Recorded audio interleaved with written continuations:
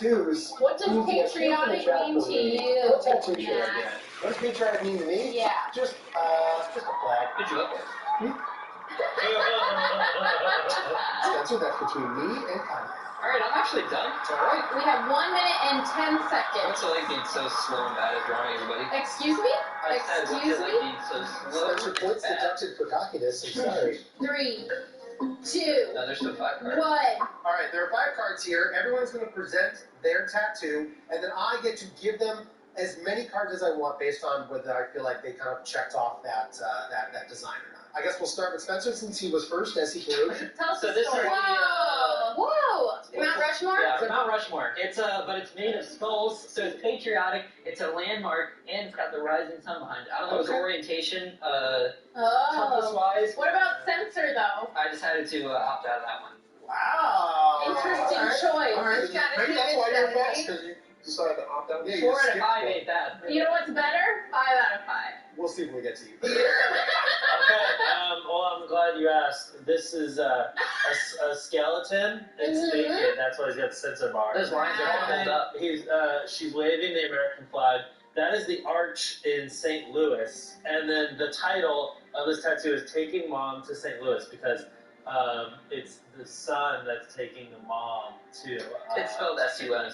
Yeah, but explicitly. it's a creative license. Okay, So that's... so you're saying that's a lady skeleton. Yeah. But the Well, you know, this is just for the boo bones. You can show boo bones. You can show. Pretty good bullshit. I love it. Boo You guys are very good at drawing skeletons. I'll have to say I was that. excited about the skulls. Skulls can be hard.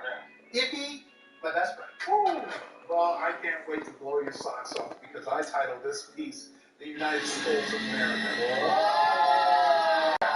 What's more patriotic than the White House? But if the White House was a skull with the sun rising behind it, Punisher school. yeah, and you know we had to censor out the United Skulls of America because it was too hard. Courtney? So, what I did, that's the Statue of Liberty, and she's showing her little tits. She is. Yeah. And But she's it's also censoring her eyes because it's like, Just as his lines. that is a thing. Also, there's the sun and the skull here because it's all like life and death. It doesn't matter. We don't live in that anyway, so sure it is.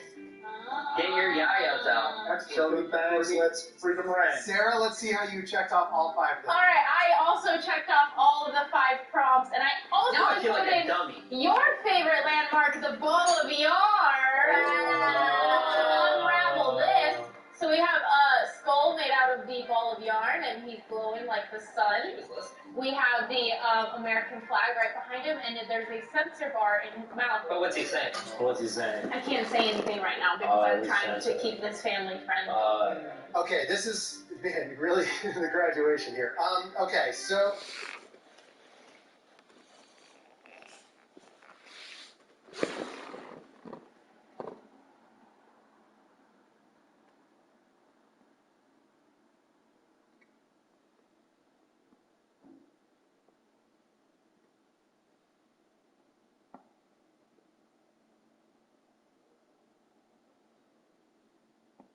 Economy Team Yacht Demons, bro. Check.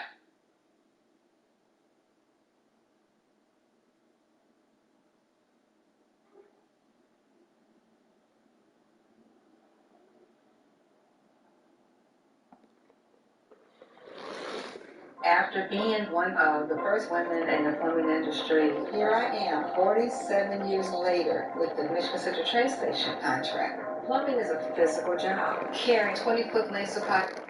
Okay, so I had the idea to go and try NBA Live on PS5. It gotta run super smooth with these next-gen hardware. A 3-year-old game, let's see how this bad boy work out. Cause listen. It can't be as bad as 2J. Let's just try it out. Real quick, you can hit up Wish Grinders for legit and fast grinding services. Link will be in the description. What's going on, guys? Welcome back to the channel. For this quick video, today we'll talk about if Clamps Badge affects your lateral quickness. So now let's get into it. So last 2020, I proved that Clamps Badge boosts your lateral quickness. So I did a research.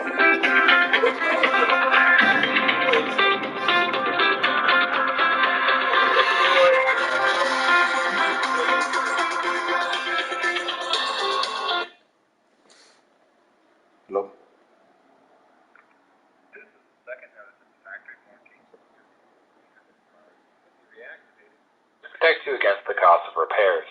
New affordable extended warranty programs have been introduced that could save you thousands of dollars over the next few years. If you have not responded to this notification, it's not too late. Please don't make the mistake of driving without a warranty. You are still eligible to reactivate warranty coverage.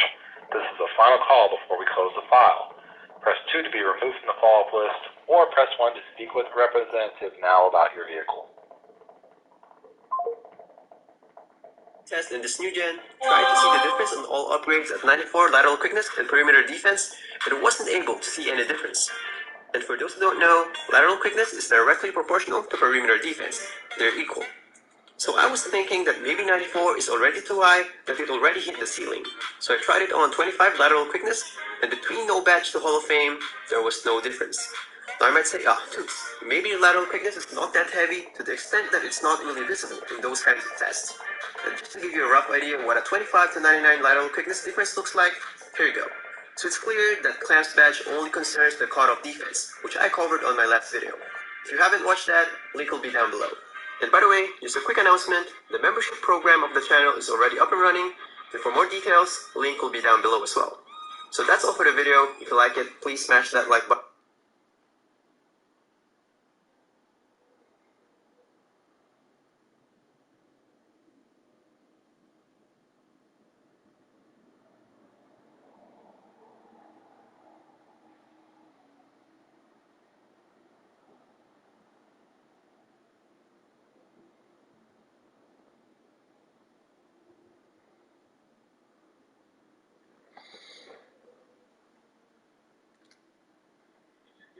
He got me clamped. I respect it. I respect players that got me clamped. One more pass. Good cross. They're playing good defense this possession. Hold up. That's him. Good pass. And one. Good defense. Good defense to them. Good defense to them. They get all the respect. Check. Give them a round of applause. They get that defense. They got us to stop. They got to stop. But watch us. But watch our defense here. They run into picks. Good floater. Oh, that's a tough shot. That's a tough shot. Freeze here. Oh, whoa. The game's starting to get out of hand. We're starting to get out of hand here, boys.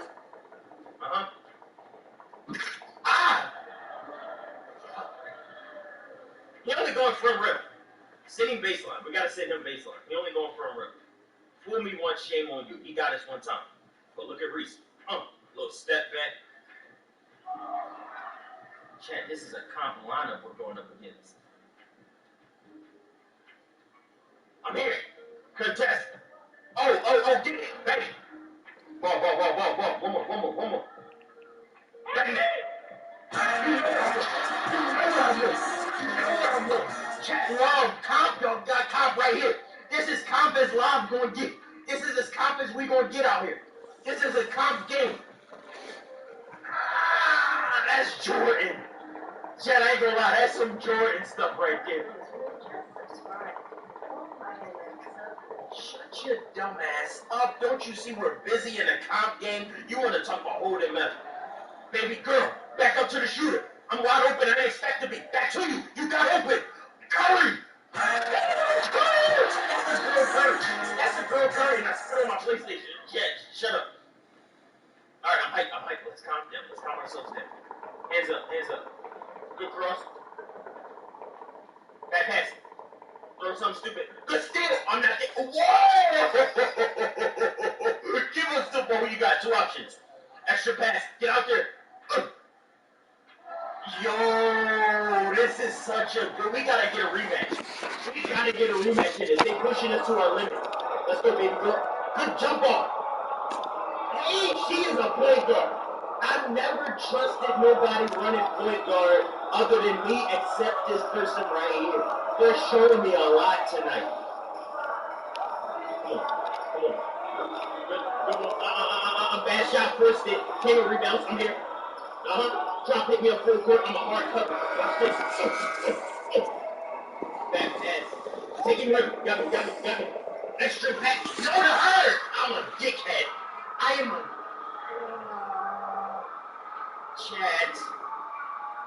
tried to whip it, like I caught it and tried to whip that thing, but it went back to his jet. Good cross. Here, I got your secondary. Oh, she come. Oh, she's something else. Look, Jack step. No pressure. Inward. I'm selling the team. Imagine me being the weakest player on the lineup. Imagine that. I would have never thought that in a million years, but that's what I'm putting up. I'm putting up lack of production, lack of team awareness. I'm not playing good defense. Like, come on, Chad, hype me up. Scoring 9 and 9 because of me. I gotta really hone in and take over this game. I gotta really hone in and take over. Drew into the defenders, wide open guard. Bang. That's how you take over. One play at a time. Take it one play at a time, Chad. Prince to Phillips into the follow. Lack of hair, shut up. Good defense.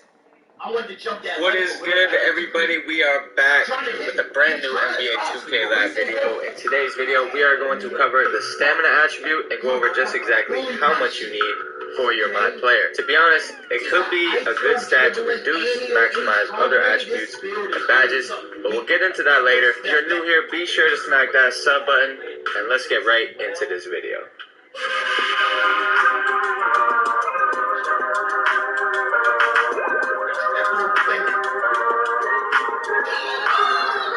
The first thing we wanted to check was how quickly your energy drains during a game with different levels of stamina. Now, our first test was 25 versus 99 stamina, and when we checked the attributes during the game, we noticed the stamina was automatically set to 50, even though we had it at 25, which led us to believe that the minimum stamina in every game mode is actually just 50, which 2K has been known to do in the past with speed and stamina. So we checked Play Now, Blacktop, My Career, and the Gatorade facility, and this was the case in every game mode. We also had a player with 25 stamina and 50 stamina run around in a park game to see if the 25 stamina player would get the Gatorade symbol first, but they both got them at the same time, so we do believe the minimum is set to 50 in the park and rec as well. Now I'm going to show you this chart, and this chart is comparing 50 stamina to 99 stamina in a game. We had one person on each team. On offense, the player would sprint around with the ball the entire possession, while the defender would be controlled by an AI guarding the player sprinting around. Then they would switch roles, and then this was considered one possession, and no timeouts were called and no subs were made. As you can see, the energy of the player with 50 stamina did drain faster, but clearly not by much. Now the entire chart was about a half with 12-minute quarters, and as we said in the tireless shooter video, 59 energy is when the Gatorade symbol kicks in. Now with this information, we wanted to see how 25 stamina would actually look in a park setting, so we made a new build with 25 stamina and played around 10 park games. They were all pretty standard length, about 10 to 15 offensive possessions per team, and the player did have the ball a decent amount of time, but wasn't the main ball handler, but not once during any game did the player get a single Gatorade symbol. So essentially, we don't believe stamina is very important to your build, especially if you're only playing park. Now if you're a dribble head, I could probably see you using some, but for any other roles, I would keep it at 25. Now getting Gatorade boost or gym rat will also really help with keeping your energy high if you're ever worried about getting too low. Now as for rec players, if you mostly sit in corners or at hash on offense, you could probably get away with 25 stamina as well. Now I have a build with 60 stamina and haven't even gotten the Gatorade symbol once in the rec, and honestly feel like I probably could have gone lower. So if you're trying to get that extra attribute point for that badge, or simply just trying to maximize your important attributes, stamina is a good category to reduce in almost all scenarios. The proof is in the pudding, man. Hopefully this video helped you guys out. Hopefully they don't patch this. I'm going back to the builder to make another demigod or something. Leave a like on the video, man. Come back tomorrow for another banger. You guys know what it is. It's Spillboy. I'm out. Later.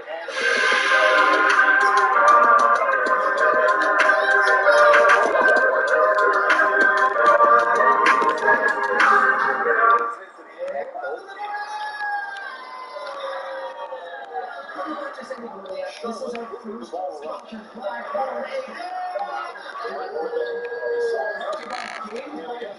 tattoo stores. Thanks to these guys. Big shout out to them. I have got over here. Tattoo stores.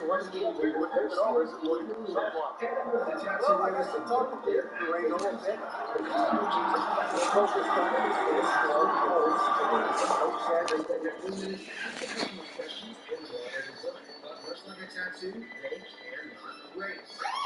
The artists present their design to the customer, and the customer distributes cards to each artist who implemented each color the best. The player with the most cards at the end of the game wins. For those of you who wants to also buy the game, it is available on Amazon right now. And the folks at Bicycle actually want you guys to contribute. So you draw your own tattoos, send them to us. Draw your designs. Use the hashtag, draw a tattoo, please. And the best one done, Spencer will get a tattoo on his body. I'll get anything tattooed in this one. Alright, so everyone get your tattoo stories board. Alright, so Matt, you have to pick 10. Bounce pass. Back to me. Back to me. Back to me. Back to me. Back to me. Give me that.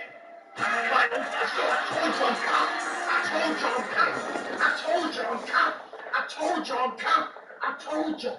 Talk to me, chat. Good. Oh, it's just a deflection. Just a deflection. You're running a double screen on my girl point guard. I'm here. Get up top, bro. You're selling. Ah, that's a sexy putback. Hey, chat, what we doing? Game point here. Game point, she spent him. She drove in, kicked out. You gave it to him, he a sell. Come on, I can trust her with it. I trust her to make the right decision. What the? She's scared of the clutch. She didn't want the ball. In the prime time moment of the game. King of rebounds. You know Reese won it. Brewing blue passing all the way to the... Francie, good board. No, that's a four. She finna cook you? Shut up. Chat, if y'all need to stream, hit that follow button. Make the right decision. Back pass. I threw it too fast. These boys are high-level comp. I'm there. How are they tip slamming everything? Game, it go win by two. I got a turnover. She got a turnover. Mine, eye for an eye. Both teammates sold the bag. I'm rapping. The rap didn't work. Come on, boy. Good board. That's okay. Reese could break a jumper. Good reverse. Woo!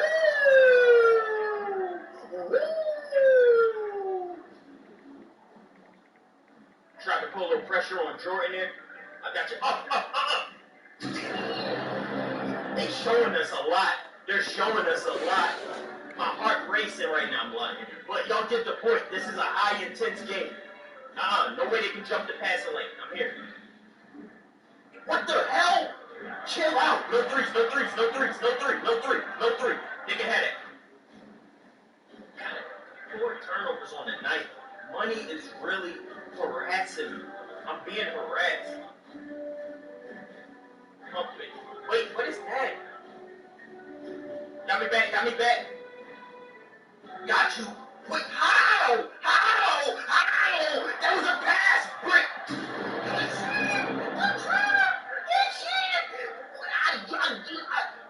They cheated, bro. They cheated. I drew in all 3. It was about to throw a wide open pass. Look. I drew in all 3 players, and I went to pass. What is that? Chat, that's not my fault. I drew in all 3. Look at how we did the misdirection. Reached wide open calm and got all 3 of them up, but they just randomly hits the ball. That is the NBA Live at its finest.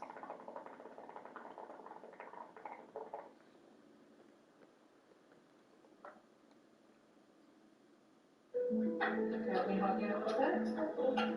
What do you want to make next? The word family sometimes takes on a new meaning.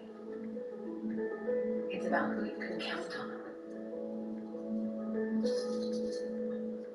When neighbors become family. And being with each other is the thing you need the most. Pure Al. I'm going to share some stats with you. Stat number 1. 50 million Americans feel the effects of panic attacks and anxiety disorders every year. Stat number 2. Depression is the world's leading cause of disability. Number 3. People in the 20th century were 3 times more likely to experience depression than people of the preceding generation. Number 4. 16.2 million American adults suffer from major depressive disorder.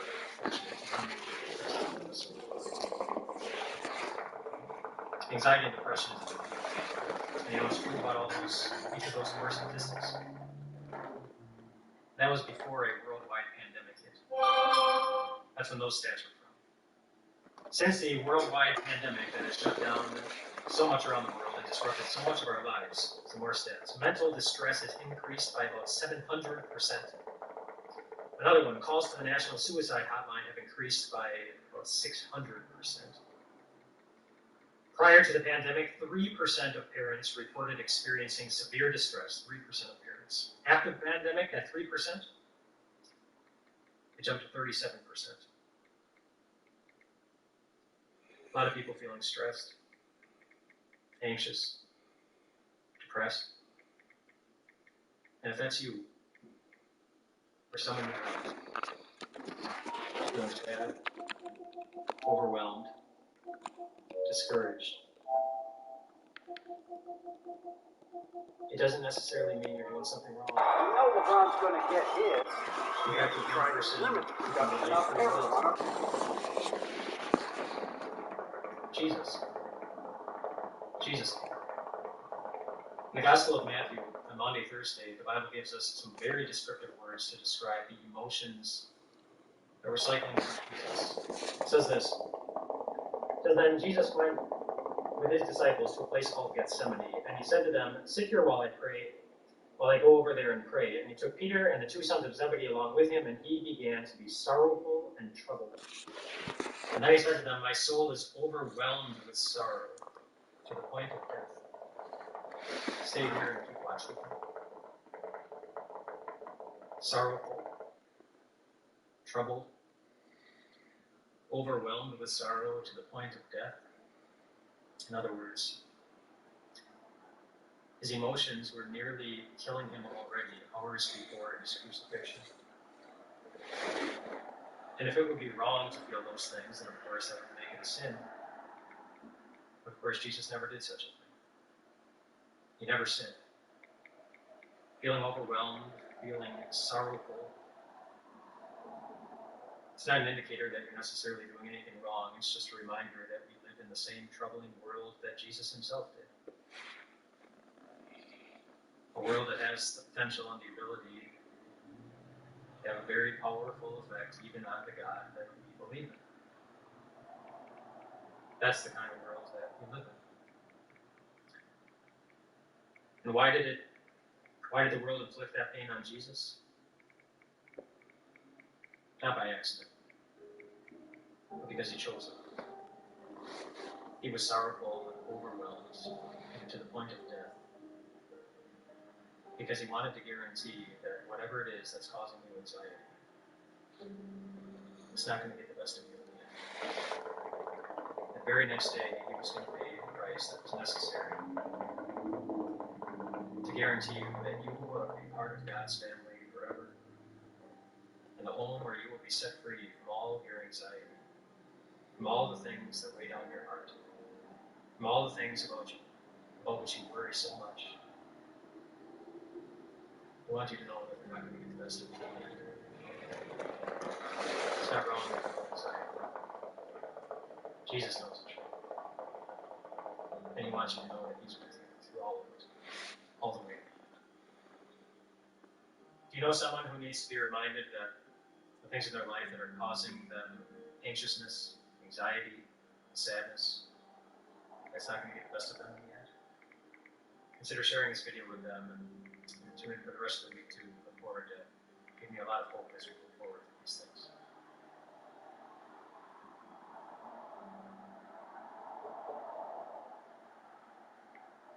Half of this video is recorded before the update, the second half is recorded after the update, and if you couldn't tell by the depression in my face, I got a lot happier. Alright fellas, I know how excited we are to be on this game. I can already feel it in your voices. Ooh, the energy. Electrifying! Well, you're gonna be joyous and happier because we're on the City with it NBA 2K21. Hey, 30,000 likes. That's what I want for my birthday.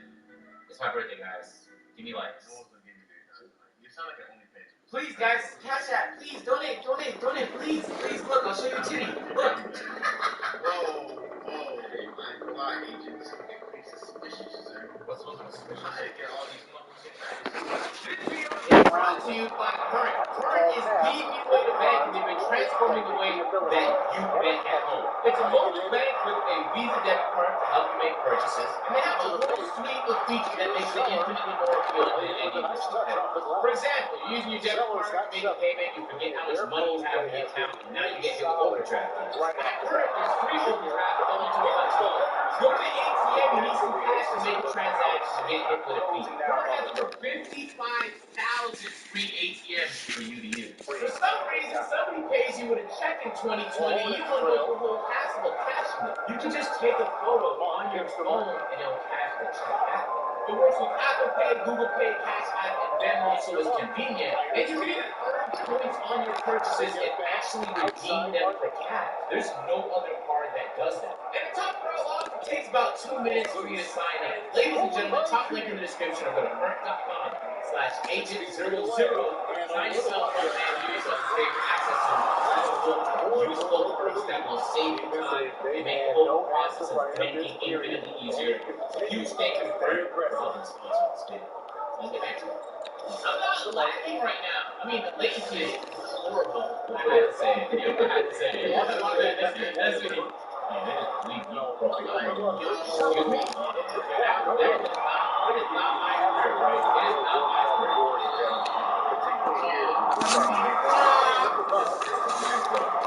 Hundreds of thousands of men.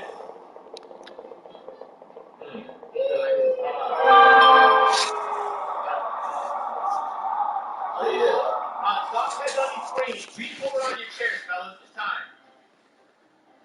Oh my God! I'm not having fun! That bear. Yeah, bear. Yup! Big bucket! No way. Cool. Did I click square in the passing lane and I'm a lock?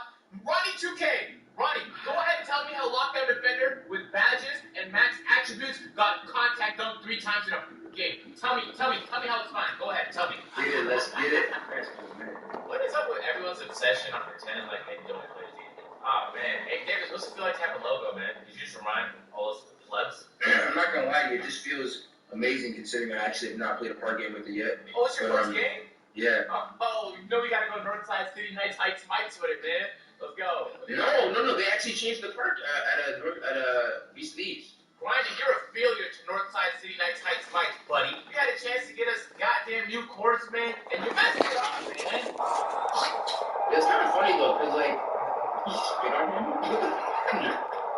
Oh my god, they actually did it. They actually turned the logo. But just the build was trying to create issues, man. It was also the fact that there's 50,000 people roaming around the background. Yeah, I'm having a big because it was amputated. Long story. I got my ankle, so obviously they had to go. Let's not talk about it, though, man. Let's get into it. The league looks so beautiful. Man, the only thing to make it better is seeing Tyson face pop up here and blast my eardrum for 1 minute straight. Turn on the internet! I love this lad. It's great, and I am not. It's my internet that's the problem. Rozier with the ball. Dude, that dunk got me so excited.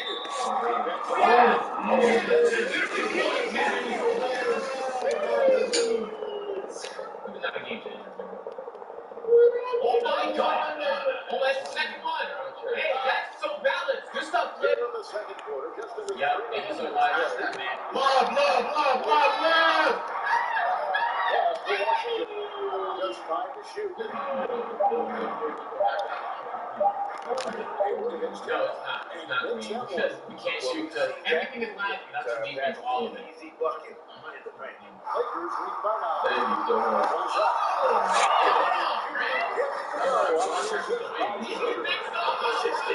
I can't see you up there playing. That's because I'm on broadcast. But it does all this. Oh my god. Oh my god. Ball with it.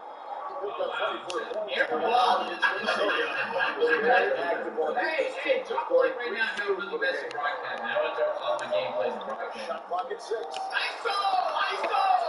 That means great. Sellers got to let That's why it's in there.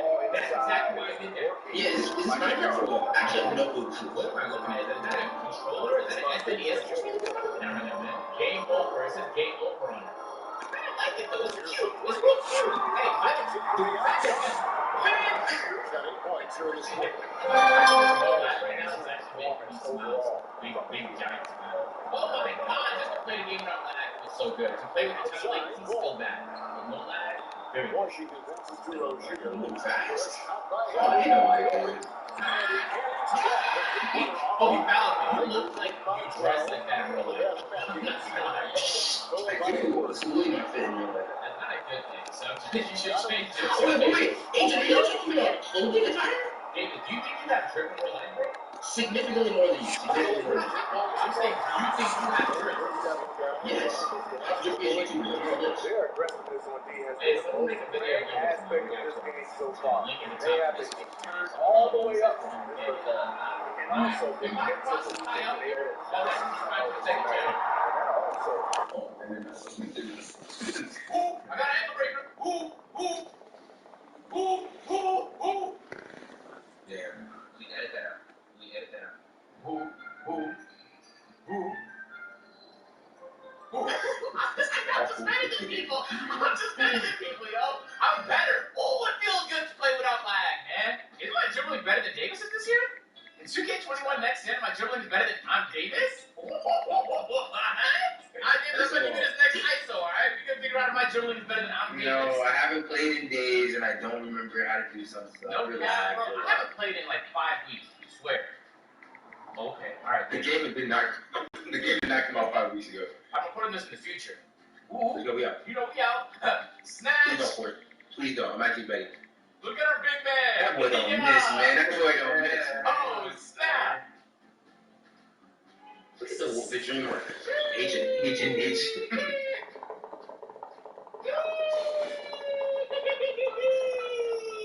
Hey, I'm gonna die. I need a green. I'm gonna die. I don't know if my jump shot is. Very fine, the back. Perfectly timed. He's over. Damn, you got a campus second channel and still no logo. Gotta be subs. Yeah. Anyone Unsub. I can make a new channel, bro. I'll apply with a new channel. Hey guys, where's the defense? He has his meter on my face. That's actually not my guy. That is Flip's guy. Yeah, there. Stay. Head. Yeah, stay down. Switch. Up top. I'm back. We get it. Box. Hey, we're looking around. Nah, that's good defense, fellas. No, what are you talking about? Why is your name? I didn't. Sometimes send me a screenshot of it. Is that real or no? I didn't know you changed the space. I saw the David up top, Curry dribble heavy. Green. Los Angeles leading by I actually just want to know what goal was on the court. I think it's like Kobe. I know it's three. Big ball.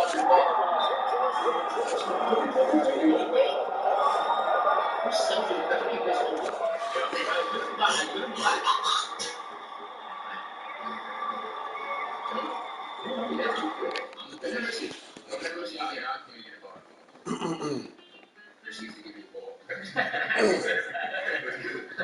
I saw. Okay. Mr. Mayor, 2K with the ball. You're a one-trick pony. Green! Out! Okay. See, I've never seen that. You get a whisper that's so perfectly like, you would never heard I'm you. like, you know what I'm saying? I just didn't want them to hear us. That's why I whispered. I didn't know. How, time! My fault. I just want to call and I'm going to be in the game. But I'm open though. I will hit this. Okay, I have my friend coming at exactly 5. Is that fine? Okay, cool. Yeah, he'll be right over. My card is going to have lights and I'm going to win! Yeah! Sir! Hey! Give me the ball. No, don't do that. Do not click. Whatever you do, do not give him the ball. Slick. You're contact reverse dunk animation was only 2 points. We're currently down now. Agent, guard your He man. can't shoot, bro. Yo, He's guard your Guard man. They're hitting all their whites, Mike Watt! Agent, the man in the white he literally cannot shoot. Come on. Yes, sir! Baby! Yes, sir! Woo! Yes, sir! Link in the description. Hey, Prince. I just want to say thank you, man. Thank you for all that you did that game, bro. We really made it out, man. We won the game. And my cars can have lights under it now. Yo, you can't do this for 10 seconds without laying down the whole floor. What is wrong with you? You didn't do any of the work. Quinn did everything. Prince, bro, I'm so tired because you did the work. I'm so tired. And I did the work to get the car, so. I'm so tired. Get me up, bro. No, you're on your own, bro. You're on your own, bro. I'm out. Hey, thanks for your money, though. I can get up next this game. Yeah, yo. Hey, the goal is going to go first, right? No one wants to miss. Yep. First person to miss has 20 push-ups. I'm actually going to start my game. Don't miss now. All right. Okay, you were playing on Hornets trail.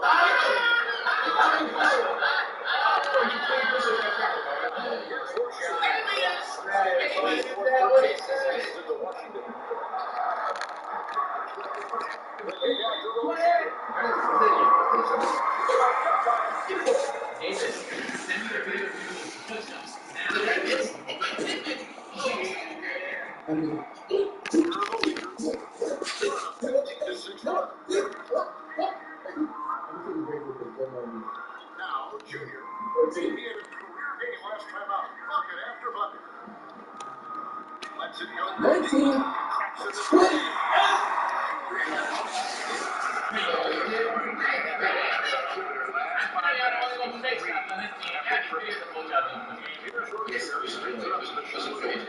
Coming off that win against Minnesota.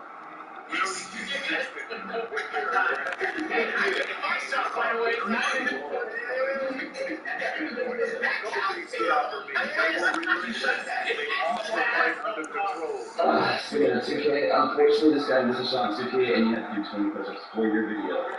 No, you didn't know that. Don't do that. Don't do that. Do your push-ups. I don't see the gym do that. Do your push-ups. You missed the shot. If he does that, then I I don't get the video. I was the third person to miss. No. Hey, big time channel that I introduced myself mainly because there's one channel. But send me those videos.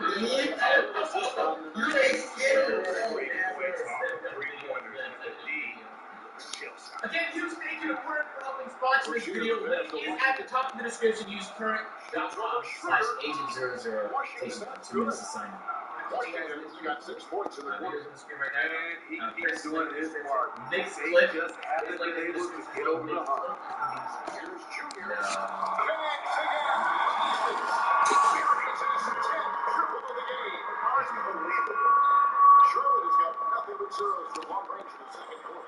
0 of 4.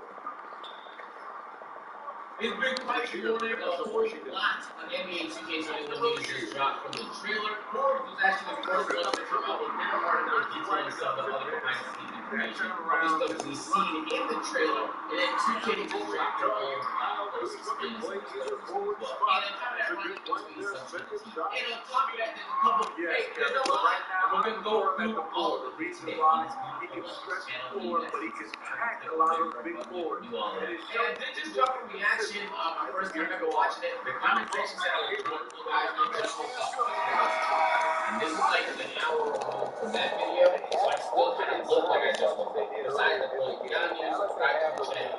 Second game dropped its own game. That's going at our pace. And also, second channel upload, drop it day as well. Reaction with love.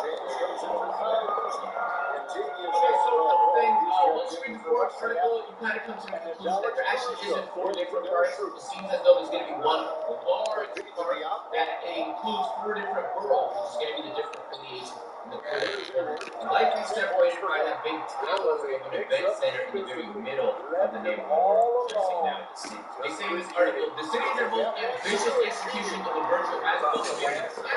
The sheer amount of variety of buildings and basketball courts that we were able to create to fill the map still amazes me to this day. So they talk a lot about the next gen possibilities, and they're saying this is moving right here, saying this is some stuff that wasn't possible last Most mystic and different affiliations include the Northside Knights, the Southside Vipers, Beasts of the East, and the Western Wildcats. They talk about bringing affiliations back and how they need to be that's what we really wanted it. And they also wanted a lot of y'all were asking for affiliations. Got it back, stopped. Guys, right? Okay? After begging for years for affiliations to come back. Y'all don't go crazy over that. It's like, hit tracks. I never really liked affiliations anyway, but it was a cool little gimmick from time to time to participate. Hopefully, the implementation of affiliations this year, and from what it seems, they get real ambitious with it. And it's really actually right now. Seems like each affiliation is going to have its own mayor that can change to be an influencer. They can make custom playlists for when you're in the court, music that plays. They'll have affiliation videos and messaging they can send to them.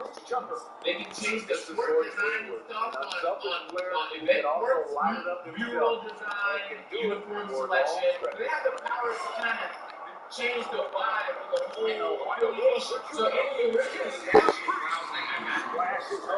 totally makes sense. I don't know who that mayor is going to be. I wouldn't get a vote for 2 years. Don't look at me. I'm not trying to look back. I don't know. I don't know who these mayors are. I'm going to wait to see who these mayors are. And then I'm going to keep my affiliation. Actually, Ronnie even teased as such. He said this on his Twitter. Everyone announcing their affiliation decisions already. They want to see what other news is coming first. So I guess the other news is coming that might waiting before we make such a first quarter. For me, it wasn't much of a decision. I'll let him choose which college I'm going to go to. Just choosing which corner of the parking I'm playing on. Actually, unlike 2K16, I really badly want to be able to play with friends that choose different affiliations. I don't want to go through that thing where I can play with my guys and my city. Don't think they're going to make that same mistake again because they obviously moved in the opposite direction, so I'm not too worried about that right now. But this is how the 2K devs explain the mayor's responsibility.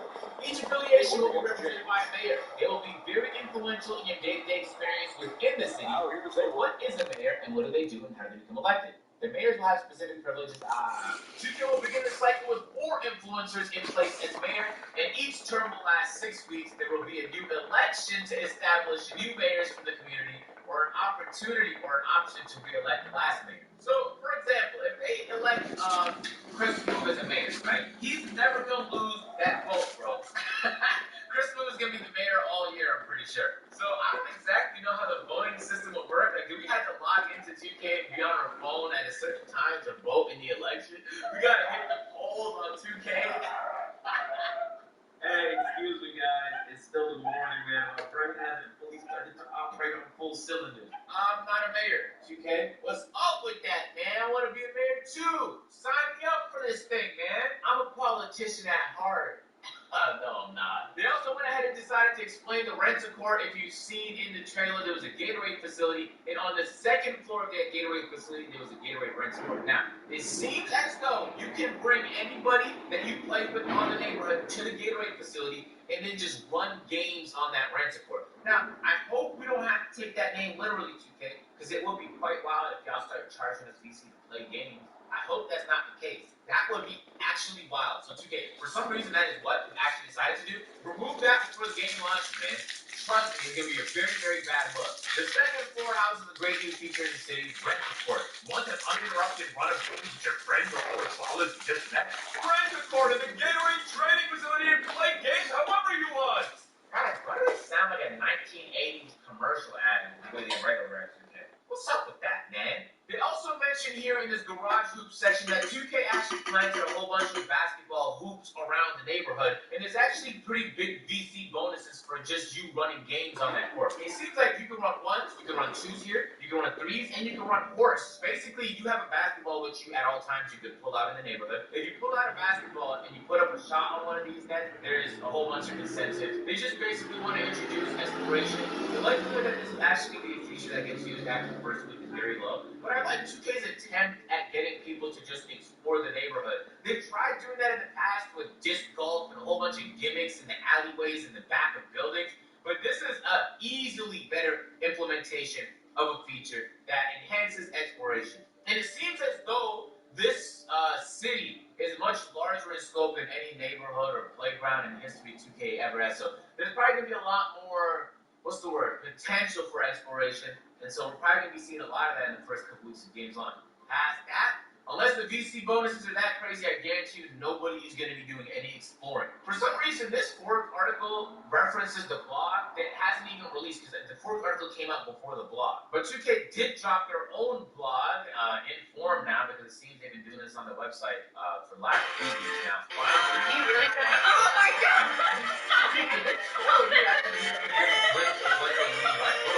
So there's a large obstacle in the middle. That really said, oh my god! Of this team. And on this side, you can see a whole series of different courts surrounded by streets that lead you to the event building and to probably other boroughs. And this seems like that Detroit-looking one here. That's so interesting. Okay, so yeah, it's gonna be all on the same map, and there's gonna be placed at different locations. Yo, that's the most.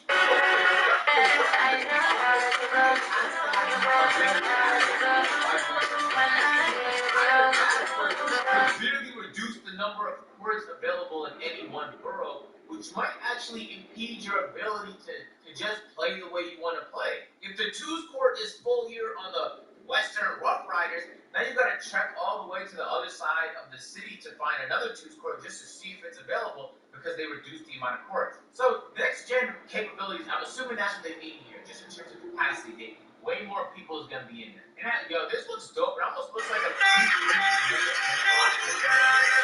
here. Of course, 2K made space for a bunch of advertisements. They got billboards all over the place to promote everything from my team to Beats by Dre to whatever else they got paid to do. Oh, okay, interesting. So 2K actually introduced a new area to the city called Rookieville, and that's where everybody's journey starts. And so it's almost going to be like a training ground where you find other rookies, so you're not in the midst of try-hard legend rec grinders with Zens at the same time while you're trying to play the game for the first time. They say here it's an isolated cluster of basketball courts designed specifically for rookies. That's an interesting concept. First time they've done something like that.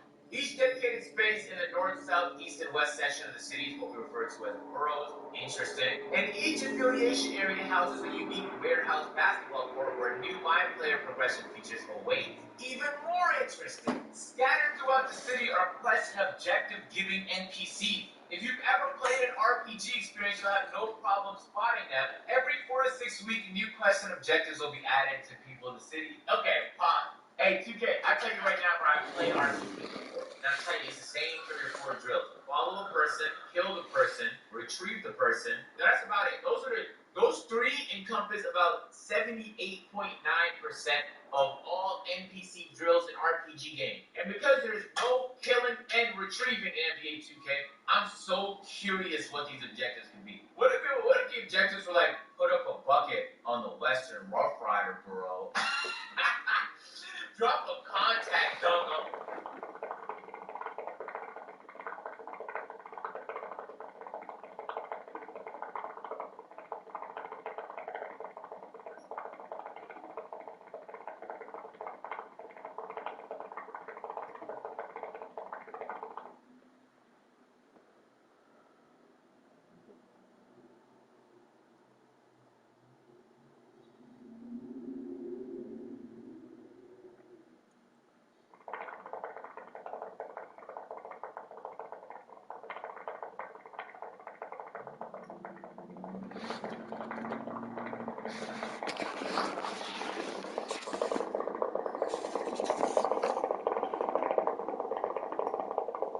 Hello, ladies and gentlemen. Big Daddy Top Hat here. One project I've been working on throughout this year is the ultimate Double Dragon retrospective, looking at every game published in said series. We are now deep into the history of the franchise, and have looked at many different installments throughout the year. But from the very interesting outside, the brand is not in terrible shape, and the development house behind the original game declared bankruptcy, and with no more, things could not have been much worse for the Double Dragon series. And following various mishaps, the future of the franchise was looking grim, to say the least. This was until the release of a new game known as Double Dragon Advance, released in 2003 for the Nintendo GBA. In today's video, we are going to look at this game, how it came to be with technology in the picture, and if the Double Dragon franchise finally returned to its full. This, ladies and gentlemen, is the mad story of Double Dragon Advance. The return of the king. Yeah! Under the development leadership of Yoshihisa Kishimoto in the 1980s, the first two Double Dragon titles released in arcades with extremely genre defining. The man's spiritual philosophy renegade wearing a sexy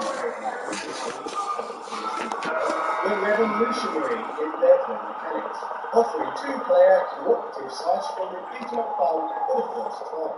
While after this point, many Japanese game developers would take influence from Kishimoto's work and build with it, resulting in many high-quality games, Technos of Japan, on the other hand, began to manage their successful license with a number of questionable ways.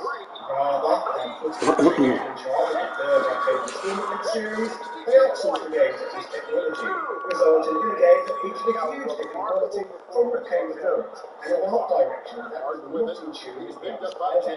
The Super Nintendo exclusive, known as Super Double Dragon, was a step up and featured some innovative play controls. One of the key directors who worked on the game was Muneki Kitamura, a Double Dragon super fan who was given the opportunity to work on his favorite franchise. The game was decent, but was unfinished, including even out both an intro and the ending. It could certainly have been better if it was not for Technos Japan's problems. Now, past this point, Technos were willing to hold the Double Dragon license out to anyone who was willing to pay, which led to various results in terms of quality. First, we had Battletoads Double Dragon, a decent Battletoads game featuring in a deal with Trade West. There was then the awful cartoon released by Dick, a horrible fighting game based on the dreadful cartoon called Double Dragon 5, which was made by an American company called Then, to top it off, there was the Double Dragon 20 movie. One of the worst video game remakes of its time, that is saying something. In Technos' dying days as a company, they would allow the Neki every move to have another project, a fighting game for the Neo Geo designed to cash in on the fighting game craze, a goal that Leyland Interactive Media had failed to achieve after the date, when they put out Double Dragon 5. This new game would even feature full motion video footage of the previous campaign ending. Overall, it's fun. While receiving lackluster reviews at the time, there is nothing wrong with this Neo Geo game, and it delivers a perfectly adequate fighting game experience. This game was not enough to save Technos Japan, as by 1996 they declared bankruptcy and ceased operation. Following closure, a licensing company named Million Company Limited was formed to purchase the intellectual properties of Technos, which would include IPs such as Super Dodgeball, River City Ransom, and of course Double Dragon. What was so glorious about this purchase was that Million Company Limited were formed by former Technos employees, meaning that they had a history with the licenses that they owned. Under the ownership of Technos Japan, franchises like Double Dragon may have lost their brand identity due to allowing anyone to make Double Dragon products with digital quality control, but Million Company Limited now have the golden opportunity to turn things around. Following an 8-year period with no new Double Dragon games whatsoever, news would break that a new entry series was on the way. Something that instantly made this project promising was that it was under the leadership of Muneki, a man who previously led to create two of the Double Dragon titles, even though at the time he was working for Technos Japan during their dark ages. Rather than trying to follow trends like he was expected to do with the Neo Geo game, this time around he considered it wise to go back to the franchise's roots. As mentioned a million times on here before, the first two games were revolutionary, and that cannot be overstated enough.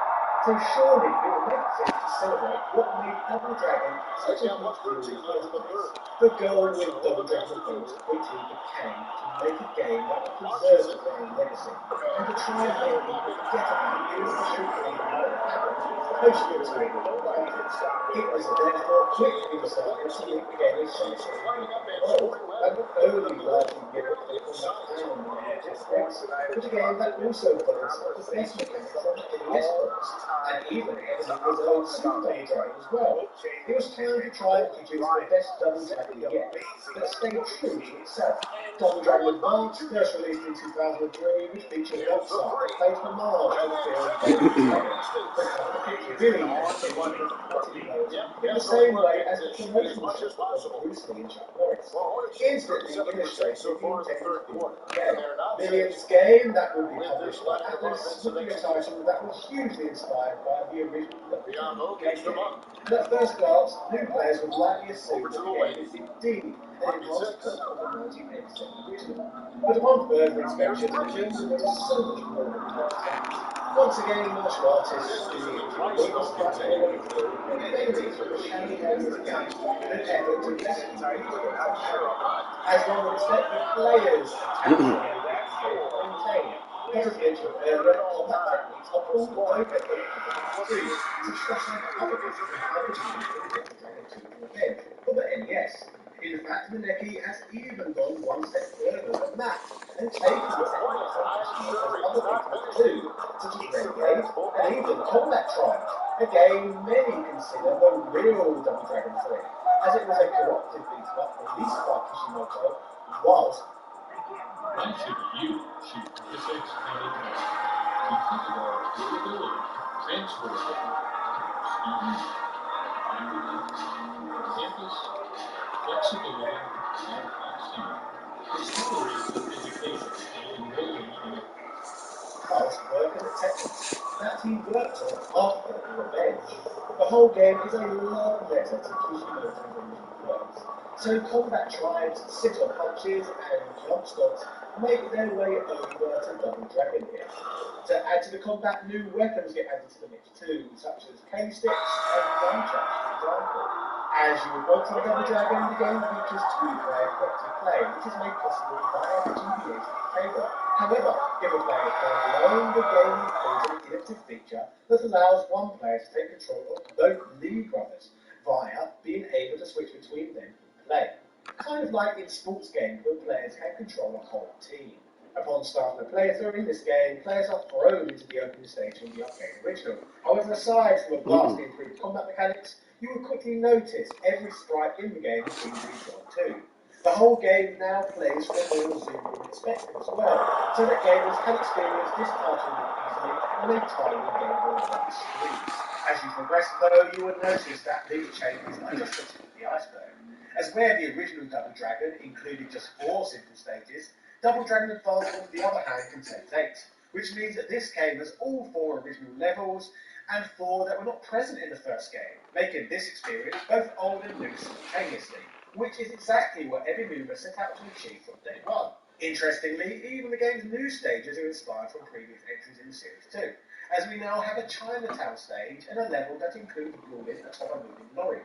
As you'll probably be aware, ideas for both of these stages are plucked straight from Super Double Dragon, Ebimura's first Double Dragon game. Further to this, the game now has a cavern stage, and in this case, the stage was inspired by the first Double Dragon game to be released on the NES. A game that looked and played very differently to the Double Dragon title that surfaced in arcades. In terms of new stages, the game also has a new fortress stage that occurs just before the game's final level. All in all, by adding this new content to the title, Double Dragon Advance is now twice as long as the original Double Dragon game. Speaking of the original Double Dragon, the 1987 game is rather bothersome to go back and play today, due to the game suffering from ridiculous levels of slowdown. Double Dragon Advance, on the other hand, no longer suffers from these arcade problems, meaning that you can play all the original stages in the way that Kishimoto would have liked back in the day, if limitations were not blocking those possibilities. The game would also include a range of new enemies that were not included in 1987 either, such as the twin tigers Hon and Huang from Super Double Dragon, and the 5 emperors led by Raymond, a group of rival martial artists modelled after the final boss of the NES version of Double Dragon 2. On top of the changes to the stages themselves and the introductions of new ones altogether, the game also includes new cutscenes between every stage to help continue to progress the game's story. Which, thinking about it, this must have been delightful for Ebimura, considering this was one of the features that Super Double Dragon had missed out on previously, simply due to time constraints. Throughout the game, combat is energetic and fast-paced, delivering an experience that is a huge step up from what came before it. Laced with a soundtrack full of music from the original Double Dragon game, the whole thing feels like something truly special that produces a level of beat-em-up bliss. New features do not end with what we have just covered either, as the game also now features a survival mode, a play mode that lets players hone their brawler skills by trying to KO as many successive enemies as possible within a diligent setting, which basically functions as an endless high-score minigame. Overall, I guess the love and care put into this game is quite astonishing, particularly when you take into account the minimal amount of effort some development houses will apply when bringing their franchises over to the GBA. Check out most of the Sega Mega Drive's games that would be brought over, for example. Games like Comic Zone on the system are terrible. But Million, on the other hand, with Double Dragon Advance, made more effort to make Double Dragon something new. More than even Nintendo would bother to do with their Mario games, and this was back in the day when Nintendo actually used to still make some sort of effort with their ports. Another factoid that I guess is worth touching on with Double Dragon Advance is the regional differences between versions. The Japanese version of the game would arrive 4 months later than its Western counterparts. In this later version, a gallery is made available on the main menu, after completing the game on the expert setting, and additionally, the special thanks on the end credits now mention Bruce Lee, as well as the legendary Yoshihisa Kishimoto, for both inspiring this handheld game. Also, further small tweaks were made too, such as the game's difficulty levels would be further rebalanced and a few minor bugs would be fixed as well.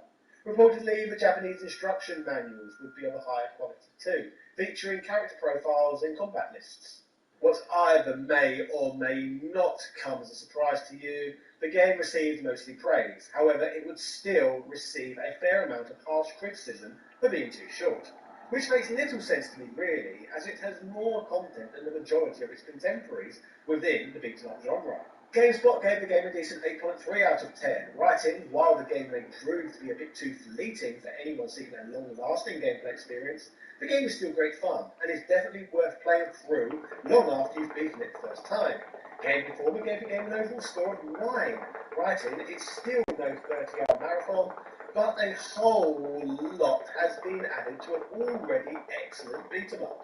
IGN 2 would echo the same sentiment, stating it's great that the game retains an old-school feel in an updated version on the Game Boy Advance, and as excellent fun as this brawler is on the GBA, it's over before it gets going. Overall, as you can see, critical response to Double Dragon Advance was pretty much universal. Journalists loved the game, but heavily complained that it was too short. And as a man who has played a hell of a lot of beat-em-ups, one can confirm that beat-em-ups are usually all round this sort of length, as you would not want the experience to become repetitive. Despite this, even with the most recent big beat-em-up releases, such as Streets of Rage 4, it still received this copy and paste reception, with publications such as IGN heavily criticising this game's length too. This leaves me to ponder, why do journalists have it in their head that the longer a game is, the better it is? In fact, I cannot bring myself to play 99% of modern games, as I have not got the time or patience to pump many hours into a single title. I am not 10 years old after all, so I need to spend most of my time either making money to support my family, or spending quality time with my wife and children. So I highly appreciate the lengths of beat-em-ups and do not bizarrely look at their short. If you ride New Jersey Transit trains or buses, you know when something doesn't feel right. If you see something, say something to the NJ Train at 1-888-TIPS-NJT or text your message to NJTPD.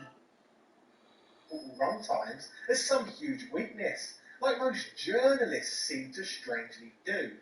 It feels as if most writers for IGN, etc., think everyone who plays video games have all the free time to waste in the world. Good gaming experiences can be short and concise, and Double Dragon Advance successfully delivers that in spades. In fact, it is the perfect game to pick up and play on a business trip, or waiting in a doctor's waiting room. It's a real man's game that you can dive into at any time. Double Dragon Advance delivers players exactly what Ebenuma intended to deliver, a great pick-up-and-play game that heavily built and improved on the arcade originals. The title is fantastic and manages to produce the, in my opinion, quintessential Double Dragon experience. All of this leads me to question why most game journalists appear to have such a one-dimensional worldview, with this preconception that length is everything. But as someone who has now been playing on this earth for a while, I can tell you it's not about length, it's about girth. So stick your Double Dragon in your slot and have fun. Yeah. So, ladies and gentlemen, that was the mad story of Double Dragon Advance, arguably the greatest brawler of the early 2000s. The king of beat-em-ups had returned to its throne, meaning there would of course be even more Double Dragon games to come down the line. If you are new here, make sure you hit that subscribe button, and why not check out my playlist featuring 7 more Double Dragon videos. Or if you want to learn more about the beat-em-up genre in general, check out my beat-em-up list instead, as I have now covered more than 40 games from this particular niche. If you are really hardcore and you want extra brand new content, I give away one exclusive video weekly to everyone who backs the future of the channel for $5 a month over on Patreon. In my patron-only library, there are now 2 biopic videos covering the life and times of Blaze Fielding and Tyrus Flair, so why not check them out?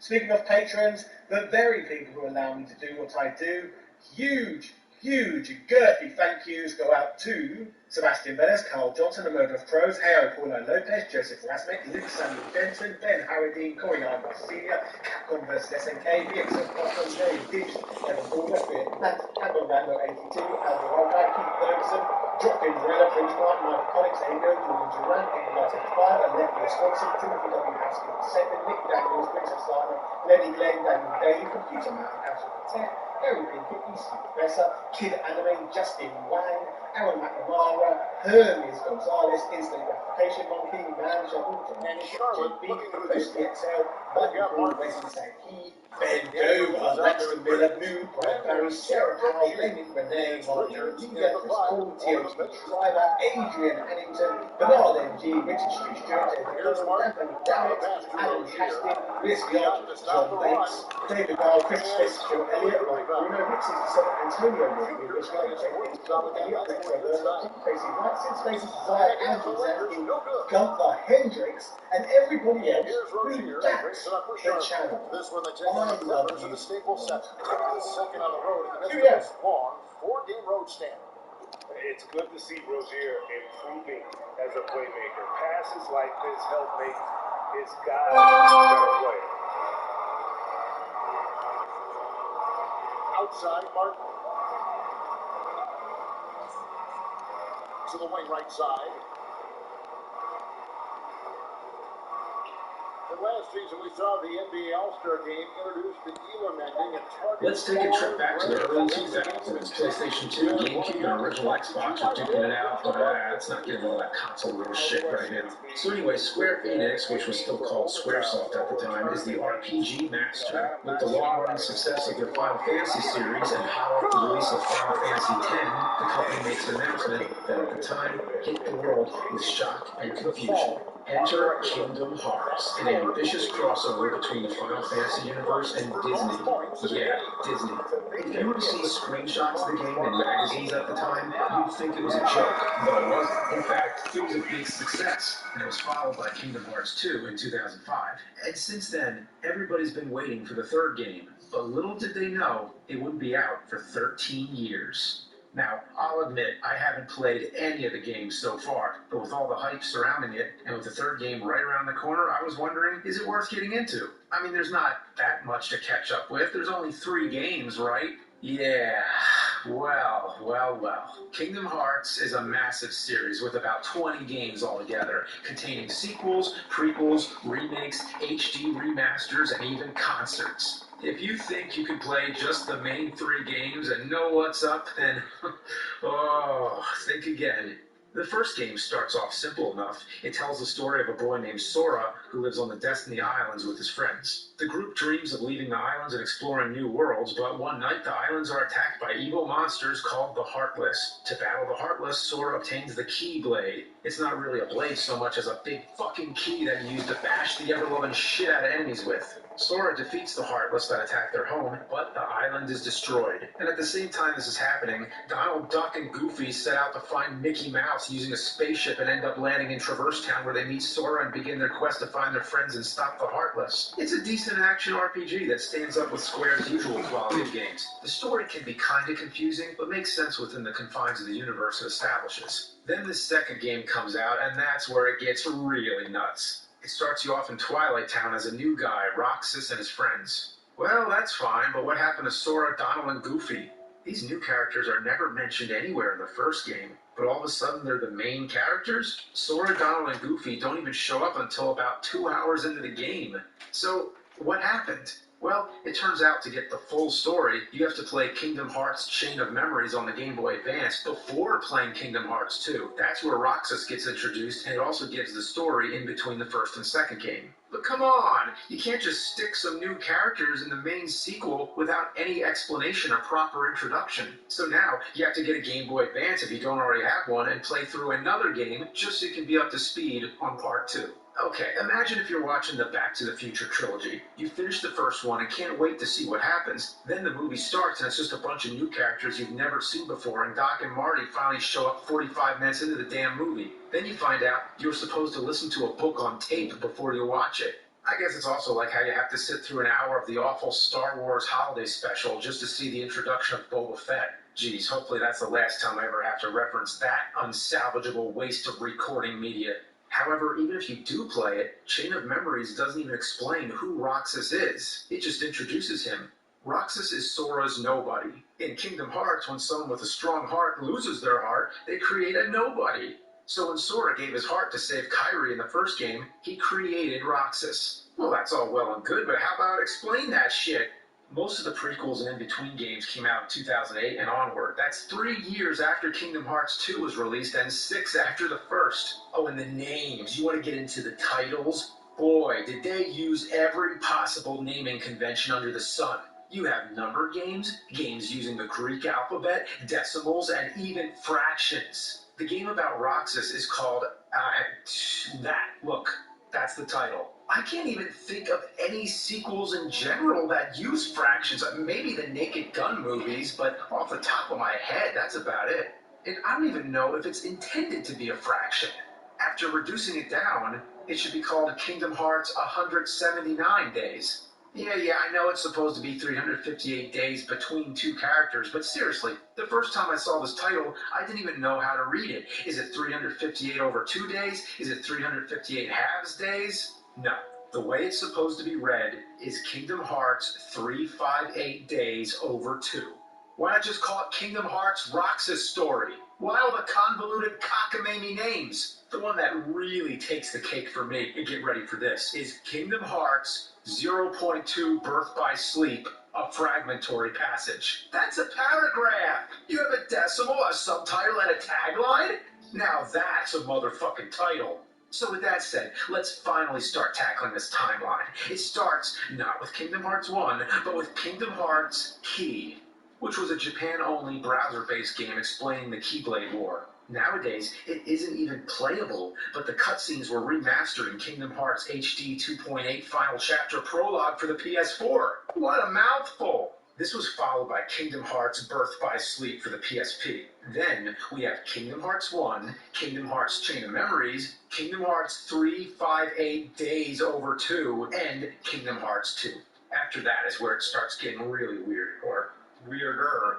After 2, we get Kingdom Hearts Coded, which only came out on Japanese mobile phones. It was, however, later released as Kingdom Hearts Recoded on the Nintendo DS.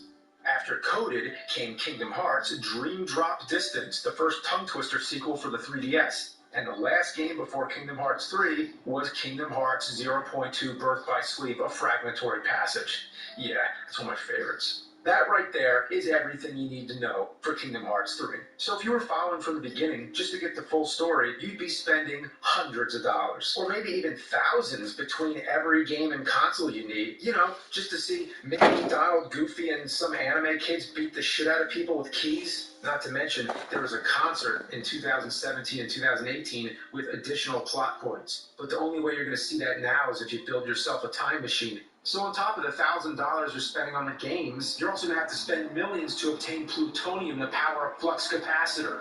Oh, then again, it's on YouTube.